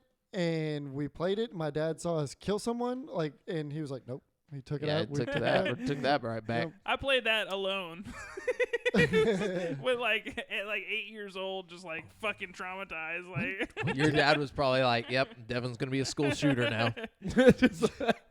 Anyways, so my first one is probably the most obvious one out of all of them. I gotta shout it out though. Fallout 3. Is that the most obvious? Fallout 3 is my number one, but I would think that wouldn't be the most obvious. To me, it's pretty I just had a memory come back from Fallout 3 that okay. The thing is, man, like you can apply this to any open world Bethesda game. Yeah, for sure. You know what I mean? Like you can be evil as your heart desires. You can kill everybody. A lot of open world games. But you can also do like evil shit in almost every quest. Like almost every single quest gives you some kind of evil option, you know, whether it's just like, I think I'll kill you now and take my reward, or, you know, or I'll blow up this entire town with a nuke. Just to get a penthouse suite. Yeah, that also, like, I feel like the Preston Garvey thing in Fallout 4, I accidentally, like, the way that the dialogue works in that game is really awkward and doesn't make sense, you know, like, but like from the old ones, there's like you see the subtitles and there's like a little thing that pops up exactly what you're gonna say in the old ones. Yeah, like in Fallout 3, but in like Fallout 4, you just like it'll just randomly pop up, like, and you don't know it's gonna pop up with like a dialogue thing, and so I've already hit B and I'm just like, you owe me, like, instead of just like, I like to play as the nice guy, so like when I helped Preston Garvey, I was just gonna be like, yeah, no problem, man, don't worry about it, but I was just like, you fucking owe me, and he's just like, all right, man, it's not like I got all this money. And then, like, at the end, he's like, well, you did say that I owe you, so he gives me a bunch of money. And I'm like, man, maybe I should just be more mean. Did you, like, when I was playing Fallout 4, did you see the, like, chem-addicted, like, psychic chick that hangs out with? I gave her too many chems, and she died. Oh, my God. And everybody got mad at me about it. Like, damn, bro, we were trying to help her. Dude, they were super mad. They're like, we just got her off the sauce and blah, blah, blah. And I'm just over here like, here, have a fucking... Wow. Goodness. You can be evil in those games, You're worse than the skateboarding heroin dealer. Try this, kid. Now that, yeah, I would think that the most obvious, though, would be Fable. Because, like, that was, like, I feel like everyone's first, like interaction with that type of thing. Yeah, and with Fable, it was really like implicitly evil. Like you grew horns and shit. Yeah, you got a halo if you were good. You know, like the things were really black and white in Fable too. Like you stand in front of a demon door and eat 50 baby chicks to like. Yeah, and then like the ending situation, you know, like the whole like the options that you're given, you know. Yeah, totally. The dweez. And every Fable game, you know, adheres to this in some way, you know. Yeah, for sure. That's kind of what makes Fable. Yeah, you know. For sure. That's what I meant. That's why I meant by the most obvious. But yeah, I guess it's you're like right. in the game. Yeah. But anyways, I feel like a lot of the younger generations missed out on Fable, though. Yeah, because it sucked after the first one. Well, I mean, even if you didn't think it sucked, like it still is kind of past a lot of the newer generation of gamers, like, you know, era. You know. Well, yeah. That's what I mean. But I mean, so does Oblivion. But like, I feel like a lot of them. Yeah, but you got Skyrim, and Skyrim has like been pushed and pushed and pushed. You know, like everyone's played it. But that's what I mean, though. Like the Fable, like after Fable, nobody wanted it, because like we never got another good one. Like if there would have been like a Skyrim of Fable, like people would still be playing it, they'd still be talking about it. It's just like the first Fable is so old that you can't really just go back and play it and like it's like, oh, this is still really good, I feel like the first Fable actually holds up pretty good. It's just like not something that a lot of people will go back and play. You know what I mean? You know what I feel like we're speaking into existence right now? What? Fable remastered. They already did that though. They already did? Yeah. It wasn't. It was for the in 360, the 360 era. Yeah. But Fable reboot. It actually does look pretty nice compared to the original Fable. But like they are rebooting it. What are you talking about? Yeah, they are. Oh, that's right. Oh, I thought it was just a continuation. I thought it was like the fourth or No, I think it's a reboot. I mean, sequel. even if it is, it doesn't really matter. It's gonna be called Fooble. None of the Fable games like have anything to do with each other. No, yeah. It's just the idea, the concept is being passed on. Anyways, another OG one. Wait, it's Devon's. It's Devon. Yeah, it's right. Devon. All right, lay it Damn, on me, just Devon. straight skip Devon. Oh. Is Devon I got even so here? many just over because here. I'm not on camera, is that why? Okay. We're going to end with me doing like 15 in a row. That's fine. Okay, I'm going to save my best one for last. But, Blade and Sorcery. Oh, yeah. Nice. Yeah, that's a good one because you can be really evil and then you like think to yourself, but it's on stop playing. It doesn't really have like a story or anything, so it's like more so just like here's just you. How evil can you be? Yeah, it's like a serial killer sim. I was about to say it's almost the evilest game on the list because it's just like you can be extremely just make like people shish over the kebabs top. like fucking. And then all the mods too, like the mods. God! Yeah, get nude alloy in there and shish kebab. Shish kebab. Anyways, yeah. Well, I think I'm done with game speak. No, I'm just kidding. Now, Brent, what you got? Another OG, Karma game was Star Wars KOTOR. Yeah, KOTOR's on my list as well. KOTOR is like probably my favorite example of like a game that just lets you lean into the evil, because the dark side. All the evil choices are just evil as fuck, Yeah, and they're out there. Like it's like electrocute this guy to death for no reason. Yeah, I always think back to that first thing where like you're like on that, I forget which planet it is. It's like the first planet you land on, and like all the Sith, armored guys are running around. I know exactly what you're talking about. Yeah, and there's like these kids throwing rocks at this alien dude, and like you can go up and be like, "Hey kids, quit throwing rocks," or you can join them and throw rocks at this alien dude and kill him with the rocks. But this is why America is the way it is. My favorite thing about KOTOR is like most games that are like let you be evil just kind of like gently change the story a little bit and like give you a different cutscene at the end. It's like KOTOR, if you go the evil route, it just takes a hard left turn. Like fucking, you just straight up like have to like fight all your teammates and shit. Kill them all. You just like massacre everybody that's been loyal to you the whole game and just like fucking go just straight evil, dude. Like it's such a like you really get that like I'm a evil Jedi kind of feel, the Sith, I'm gonna say you're not so much a Jedi anymore. No. Not anymore. Yeah, the only person awesome. still on your team is your fucking evil droid HK-47. He's like, I was always about this dog. And the Wookiee that like swore the life debt to you, so you like make the Wookiee kill his like friend and shit. Yeah, Zaba or whatever the fuck her name is. You're like, you did the life debt. You gotta kill that bitch now. He's like, oh my god.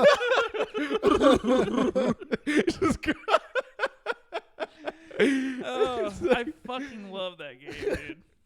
Anyways, Jamal. He's like crying. I love your crying Wookiee. That's great. Anyways, my next one is Destroy All Humans. lets you be super evil. Like you're just an alien that's just fucking murdering all of humanity. Zapping them into little skeletons. Destroy All Humans is one of those games that's like the art style kind of makes you like not think feel about so what bad. you're doing, but like it's pretty fucked up, dude. You're just destroying all humans, you know? Literally. Just disintegrating people and like morphing into them. And taking cows and like throwing them around. It's like basically like a kid-friendly human killer. You know, like I don't know how to explain. It's like that scene in Men in Black at the first Men in Black where he's like sugar water, except for you're the sugar water guy and you're going around just killing everybody. Yeah, that part's actually pretty brutal. And Mars Attacks. Yeah, it's a great game though. But yeah, that I felt like throwing that one on there because it's off the wall. But yeah, you get to be evil. You get to be evil, and it's like GTA. Like, you know, open world. Yeah, that's a good one. So my next one is gotta give Cyberpunk a mention. Oh, you can be pretty fucking evil in Cyberpunk. You can. Why didn't I think of Cyberpunk? You could be really, really evil, like Antichrist evil. I can't believe I don't know what be like. I'm not gonna say the mission. Why? There's one that definitely comes to mind. Why not? You might as well. It's not like anybody's gonna play it. No, just kidding. Whoa, which one? No, the brain dance one where the guy is trying to get crucified. Oh yeah, that one's so fucked up. Yeah, and the level of which you can take part in that is very disturbing. Never got to that part. I go bored. But I do think about the and then all the other shit. The cops like outside of the apartment. That situation. Okay, there's not a way to save him. There is a way to save him. It's really hard, apparently. Yeah, like it takes a lot of effort. Like you got to be there at the perfect time and like do a certain thing, like just to save him. And like apparently it's a lot easier to not save him. And then see him walking around right after he dies. Yeah, and then you see him. Like what? Like that part makes no sense to me. I have pictures of that man still alive.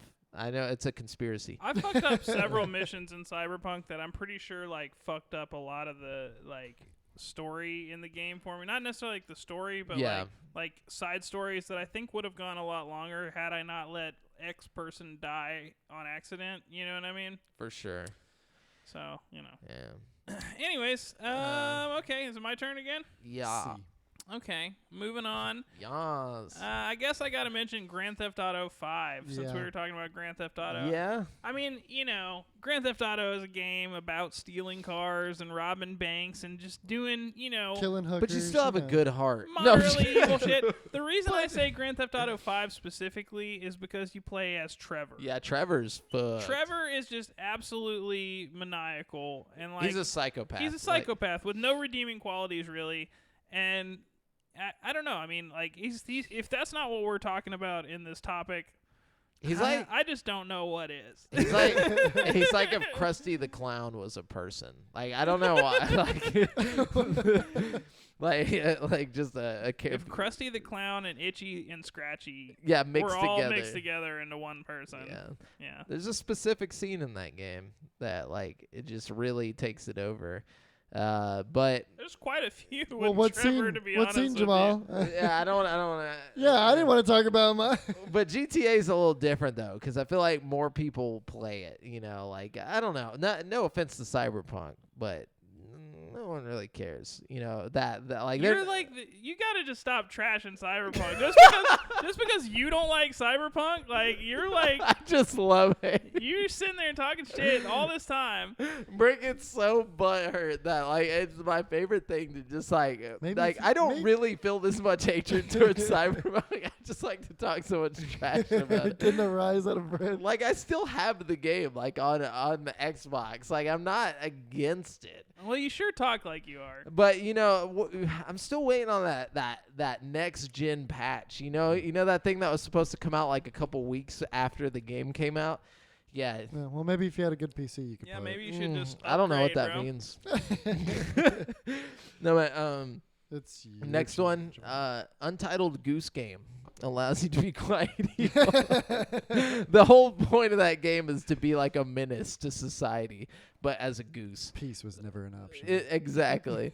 So I feel like that one gets a mention here, just because like you're there's like a nice like guy just trying to be in his garden, and you're just like fucking up his day, like literally, like you're just fucking up that dude's day for no other reason than the simple fact that you can. And but yeah, so that's my next one on there. Okay, well, that was GTA and Red Dead were going to be my next ones. But it kind of goes to say like any open world, do what the fuck you want game is, That's why I tried to pick outside of those. Like I was trying to think of games that like you wouldn't think of. Yeah. So so this is my last one. What you got? Zoo Tycoon. Wait, what? Can you be evil in Zoo Tycoon?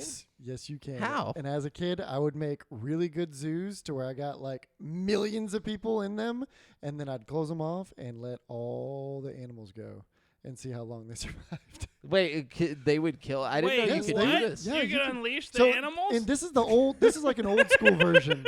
This is like OG Zoo Tycoon. Well, that sounds dope. Yeah, you could unleash them and they would eat the guests. Like this is like The Sims, where you like lock your sim in a room with a fireplace, but like to the next level. Or take the ladder out of the pool. OG Zoo Tycoon was probably one of the first games I was actually like evil on, and yeah, I would spend hours making these zoos like perfect and planned out, and I'd maybe throw like a maze in there or something. Your dad walks by again. Your dad walks by. He's like, "Yep, still waiting. I know Devin's gonna do it any day now." Patricide or some shit. Anyways, Brent, name off your 400 games that you have. I told you. Are you done over there? No, we're gonna have. The only other one that I have is like I feel like I take it back. All right, go ahead. What do you got? All right, let me go through my 400 games real quick. So the next one will be Carry On, where you play as a big evil blob. Yeah, I never played it, but I played like a split second of it and then just like backed off.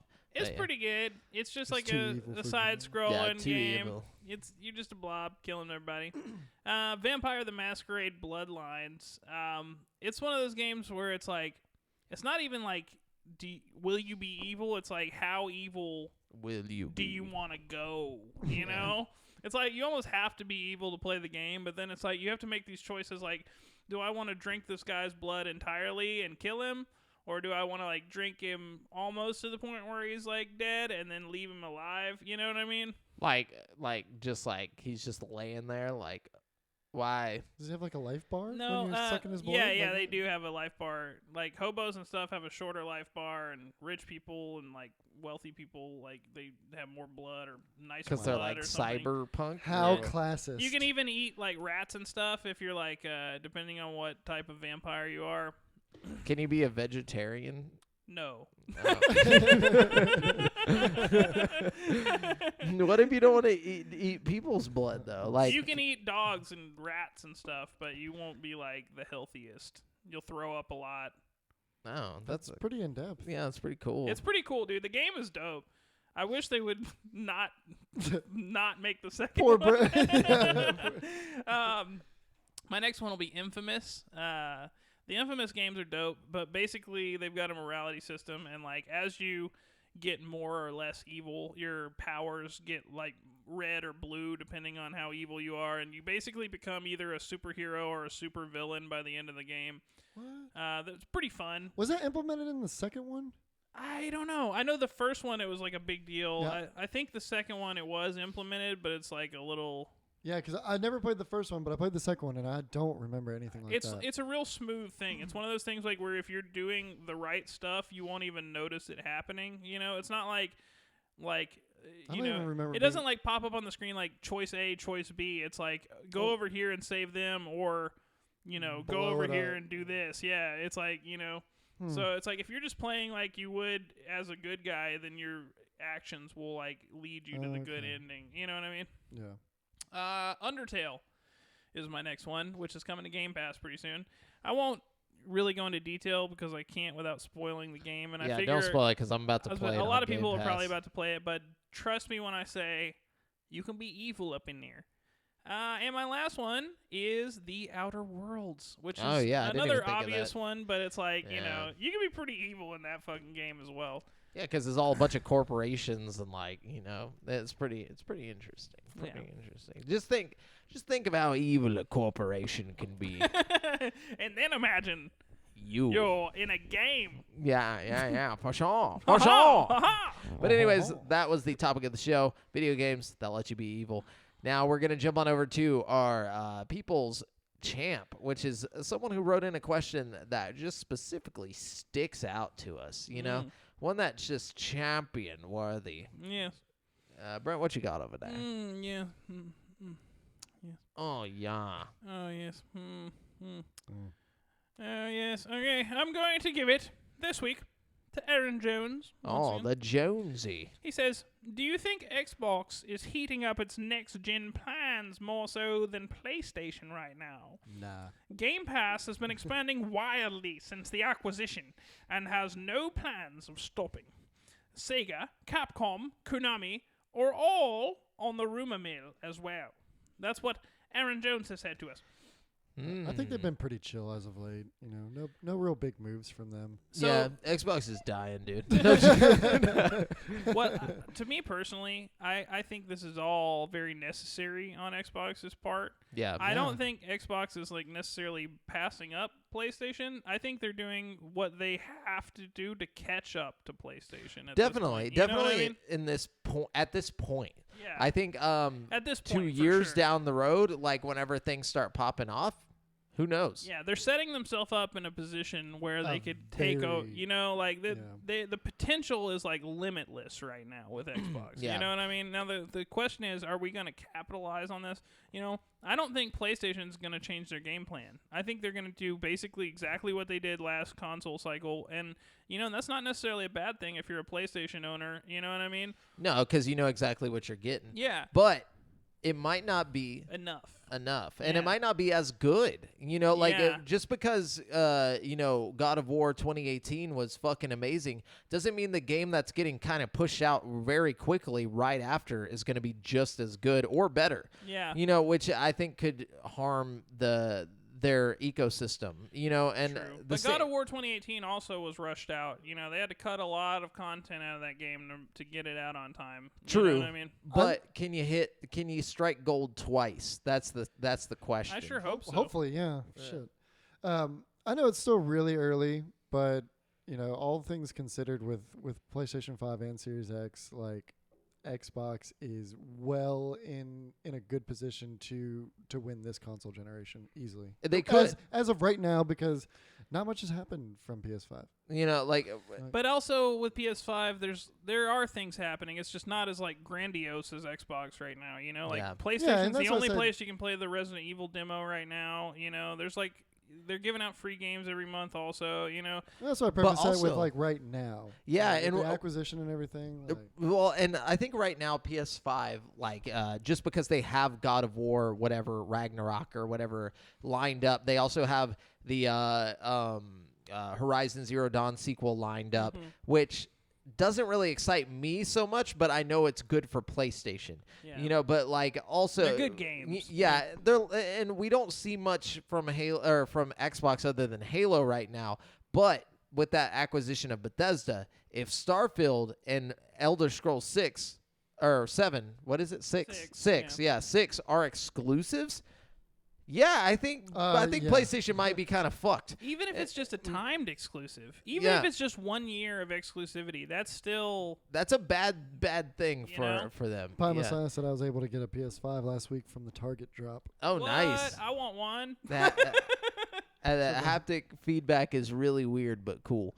Yeah, but that's so I think if they continue down this path of acquiring studios, and the rumor mill is saying like Sega or Capcom or Konami, especially if it's Konami, because then they're adding all the Castlevania games, which they could then in turn create their own path of what are those games? The From Software games. Like they could create their own world of From Software games, but with Castlevania, like as the world that it's set in. Or they could do something completely different with it. Or they could also have Silent Hill, and they could work with Kojima, which, it looks like they might be working with Kojima here in the future. It's very interesting. Yeah, they definitely need to do those things, though. See, that's the thing, Yeah. With PlayStation, it's like we know what's coming at least a little bit. You know what I mean? Which I think kind of takes away from the excitement, in my opinion. Well, I mean, I'm sure we don't know everything. And PlayStation, another thing about it is like Xbox has all these studios, Yep. and it's like PlayStation might not have all these studios. It's like, but we do have a lot of like PlayStation IPs and stuff to play off of. Even if you don't have like all the fanciest, well-known studios and stuff, you could still get somebody to make your games. For sure. I definitely don't think Sony's in a bad spot, and I definitely don't think Xbox is in a bad spot. I think either way you go, you're probably set up. You're in a good spot this console generation. At least right now, it seems. You know? Yeah, for sure. And I don't know. It's so weird because it's hard to tell at this point. But I think that Xbox is definitely setting up. Like Brent's saying, it's like they have everything that they need to beat PlayStation at this point in time. Whether they do. It's will they manage their studios well enough and manage those IPs well enough to actually beat PlayStation. Let's fucking hope so. Yeah. Like, if everything goes the way that in my brain I think it should go for Xbox, then in like a year or two from now, we're going to start just seeing like raindrops of games like hitting the ground. You know what I mean? Amazing games. Like just shitloads of games from all these studios that Xbox has acquired. It's just going to be like announcement after announcement, but it's going to take another year or two before we start getting the flood. You know what I mean? Like, I'm gonna go check Microsoft stock right now. Oh, dude! After that acquisition of Bethesda, good luck. Skyrocketing. I'll take one share of Xbox. Not even like a 1.01% share. Yeah. Can I please? Actually, I'll just see myself out. Yeah, but but yeah. So yeah, definitely. Yeah. Thanks for that question, though, Aaron. I think we needed to get deeper into that. That good was question. Okay, so moving on to the listener questions. We got Jason. Sorry. Microsoft, it's actually not as high as you'd think. 237 a share. That's not bad. I was thinking like might have to get like a stimmy check way worth. Anyways, we got Jason Domican here. He says, "Your thoughts on Bethesda's future with Xbox, the good and the bad. Your own opinion." Which we kind of already done a lot of that. Yeah, we've touched on that a lot, but you know. Yeah, my opinion is that I've already given my bet, which is that every new game going forward from Bethesda will be an Xbox Game Pass setting exclusive. So PC and Xbox exclusive. That's my thoughts on it, and I think it's going to be amazing. The bad part of that is that we won't know for sure until this summer, just because they won't be giving more info till this summer. Yeah, I guess if we're looking at it objectively, it's bad news for PlayStation owners, but not that bad of news because it's like, hopefully in the next few months iOS will have xCloud and Galaxy's already got xCloud, so pretty soon in theory you should just be able to play any of these games from your phone, which isn't the worst thing that could happen. Yeah. Pie Messiah said real quick, there's a GameStop documentary or GameStonks documentary on Hulu, by the way. Sweet. I'm gonna have to watch that. By the way, nobody's been talking about the fact that with the acquisition, they also get Orion, which is like that technology that id Software created for streaming that's supposed to make streaming games way better, way quicker. I've heard nothing of this. Y'all don't remember we talked about that on the show a long time ago. Vaguely. But that they had created this stuff that's supposed to make streaming games fluid. You know, so like when you say streaming games, you mean like xCloud streaming yes. games? Okay. Like so, and I think that comes with the acquisition, obviously. So like super low latency. Yeah, super low latency. Like it's supposed to be like changing the game for like streaming games. I'm sure that was a factor in the acquisition purchase. Yeah, so I think in the next couple of years we'll see that too with xCloud and whatnot, and people are gonna be like, "Fuck, xCloud's where it's at." I've already seen some videos just from Jason that of xCloud working like really well. Yeah, like on just his phone, you know. So I'm like, that's pretty cool. I can't wait to like. I'll have to set it up, and whenever I come next week. Dude, I want to try it out. We'll how you over there with one of them phones, and you them phones far superior, and you ain't even got xCloud on it. Man. The only reason to have one of those things. I'm not even bullshitting you right now. If I had to like get an upgrade for my phone today, I would switch to Galaxy just to fuck with xCloud. Like, yeah. So Devin, what's your thoughts? I mean, with them getting with Microsoft, I mean, they've got a big bank behind them now. As far as like from development and whatnot of their future games, it would hard to be bad. It would be hard to be bad. Yeah. They'd have to just purposefully fuck themselves. Yeah. So I've got high hopes. I hope with Microsoft backing Bethesda now, they pump out some damn good shit sooner than later. I actually think from a development standpoint, Bethesda's going to do like the games are going to be better just because they got Microsoft money and bigger budget. Yeah. So that's and probably less time constraints. That's the way I'm looking at it. I'm on know? PC now, so the whole Xbox, PS4, I don't give a fuck anymore. So. I mean, it affects you though because of Xbox Game Pass on PC. You know what I mean? Like, I have Xbox Game Pass on PC. That's what I mean. Like, I feel like all the Xbox stuff is still relevant. That's a bonus. You know but I mean, like, as far as like not getting it, I'm not worried about not getting it now. Like, so I don't whether it's gonna be exclusive or not. Oh, I get what you're saying. Sorry, my tiny brain is still just like running and chasing its tail right now. What's the next question? Okay, moving on. We got Chad McLean here. Chatty. He says, "What would you rub on your nipples to stop the tenderness?" He says, "Got him pierced the other day." First of all, congrats, Chad. Yeah, congratulations on that next step in your life. Which one we've all been there already. No, I'm just kidding. Which one of us has a pierced nipple? None of us. But I just like to make the joke that like at some point in everyone's life that the pierced nipple is a thing. Like you graduate to pierced nippledom, but I don't know. What do you rub on that? Like ice packs? Wait, what? You rub it on it? Novocaine. What did he say is wrong with them? He got him pierced. Yeah, but what's wrong with them? Like they're nips. Tender, they're dog. sensitive. They're tender. What do you think's wrong? He's got a metal bar shoved through them.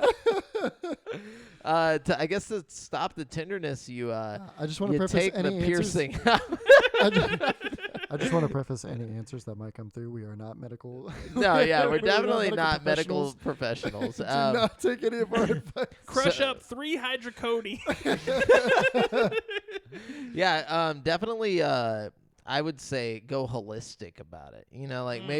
Maybe put some garlic on it. Some mud. so make a mud mask for your nip. Yeah, dude. Like, why not? Some cukes. Cocaine. A little cocaine. Might numb that shit.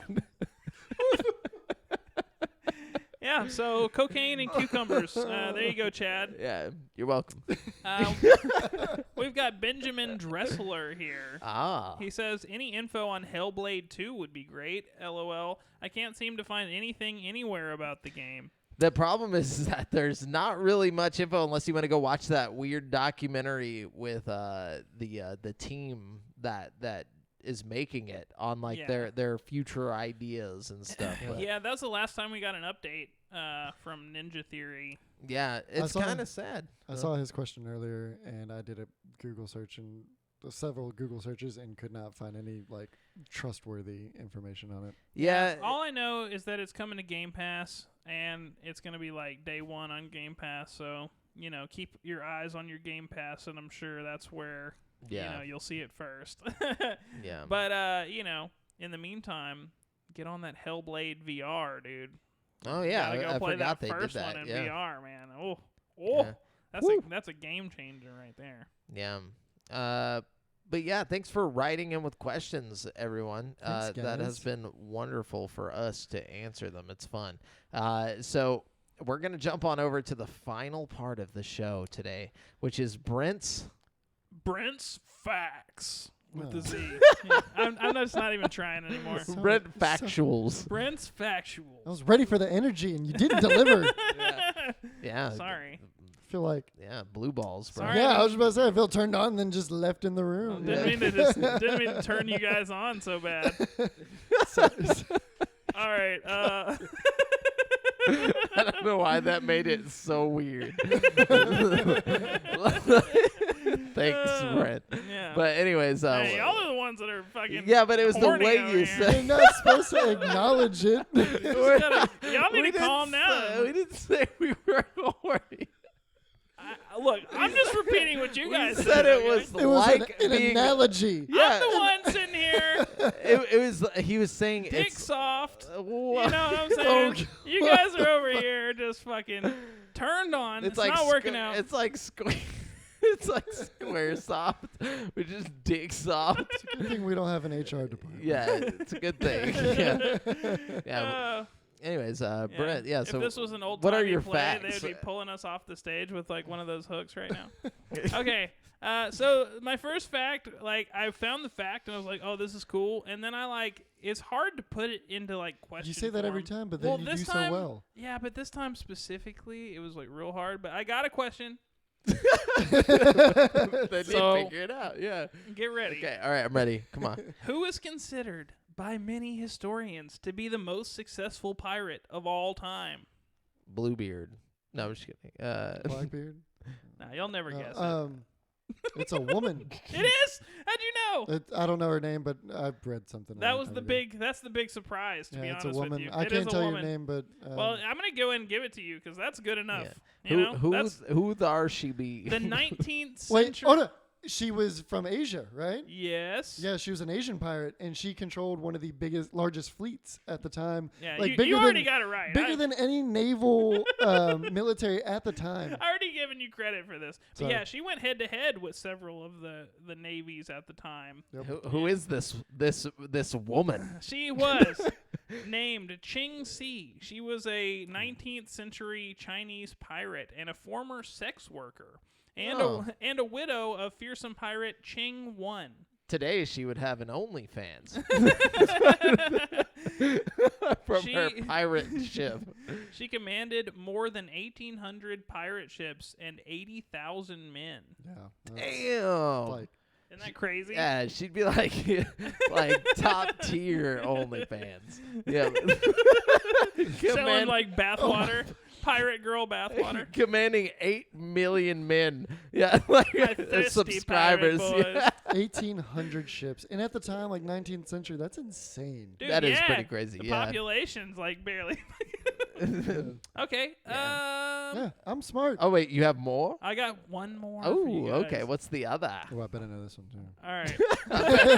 Oh, I bet I know it. Why did Janine Sugawara sue Quaker Oats? Quaker Oats? Yeah, why'd she sue him? Because you got me there. It's really stupid. Because can I give you a clue? Yeah, give me a clue. Well, it has something to do with the cereal Captain Crunch. it cut her mouth up? Yeah, maybe she thought that she was buying good guess. Captain Crunch because of the guy on the front. Oh, you're closer. You're way closer. Because I got it. Because the guy's not a Quaker. Nope. Okay. Nope. Can I go ahead and tell you? Yeah. She sued Captain Crunch. Wait, Quaker Oats. She sued Quaker okay. Oats because her Captain Crunch did not have berries in it, despite being labeled Crunch Berry. The judge threw the lawsuit out because crunch berries are not real berries. Oh, okay. I thought we were talking about the oats specifically. I didn't think of Quaker Oats as a brand. When I think of Quaker Oat, I think of like oatmeal. Yeah, like that's what I was thinking of the oatmeal. Yeah. No, that's why my hint was that it had to do with the cereal. Oh, gotcha. Yeah. I just that's my bad for Sorry, no, I guess I just assumed that everybody knew that Quaker Oats. Yeah, it's like Kellogg. Yeah, yeah. Pie said only fault. booty because treasure arg. Join me only booty. But those were good ones. I enjoyed that very much. So I think I've known at least one of them almost every time now. I think you're just like I'll have to go back. The encyclopedia of random ass useless knowledge that will never benefit me in my life ever, except for Brent's fun facts. Yep. No, I will take that dopamine. Anyways, remember, guys, you've been listening to GameSpeak Podcast, courtesy of GameSpeakPodcast.com. The show posts for free every Wednesday on all podcast platforms, but you can watch it live before anyone else on twitch.tv at GameSpeak, or twitch.tv GameSpeak. Hold on. We're going to stop right there and redo that. On twitch.tv/GameSpeak Podcast every Tuesday evening at 7:50 p.m. CST. Be sure to submit any questions you want us to read on the show to GameSpeak Podcast Facebook group at facebook.com/group/GameSpeak Podcast. Check out our video content on youtube.com/createforsanity. And if you want to stay up to date with your boys, you can find me on Twitter at the handle AlJafferJamel, Brent at Brent has one, Devin at Devon Drees. What? Why? It's so difficult for Jamel. Devin. It's just Devondrius. Devondrius. Okay. It's Jamel wants to split it into two. Yeah, I know. He does it every time. Devondrius. Yeah, sorry. And if you and check out the GameSpeak Podcast Instagram, guys.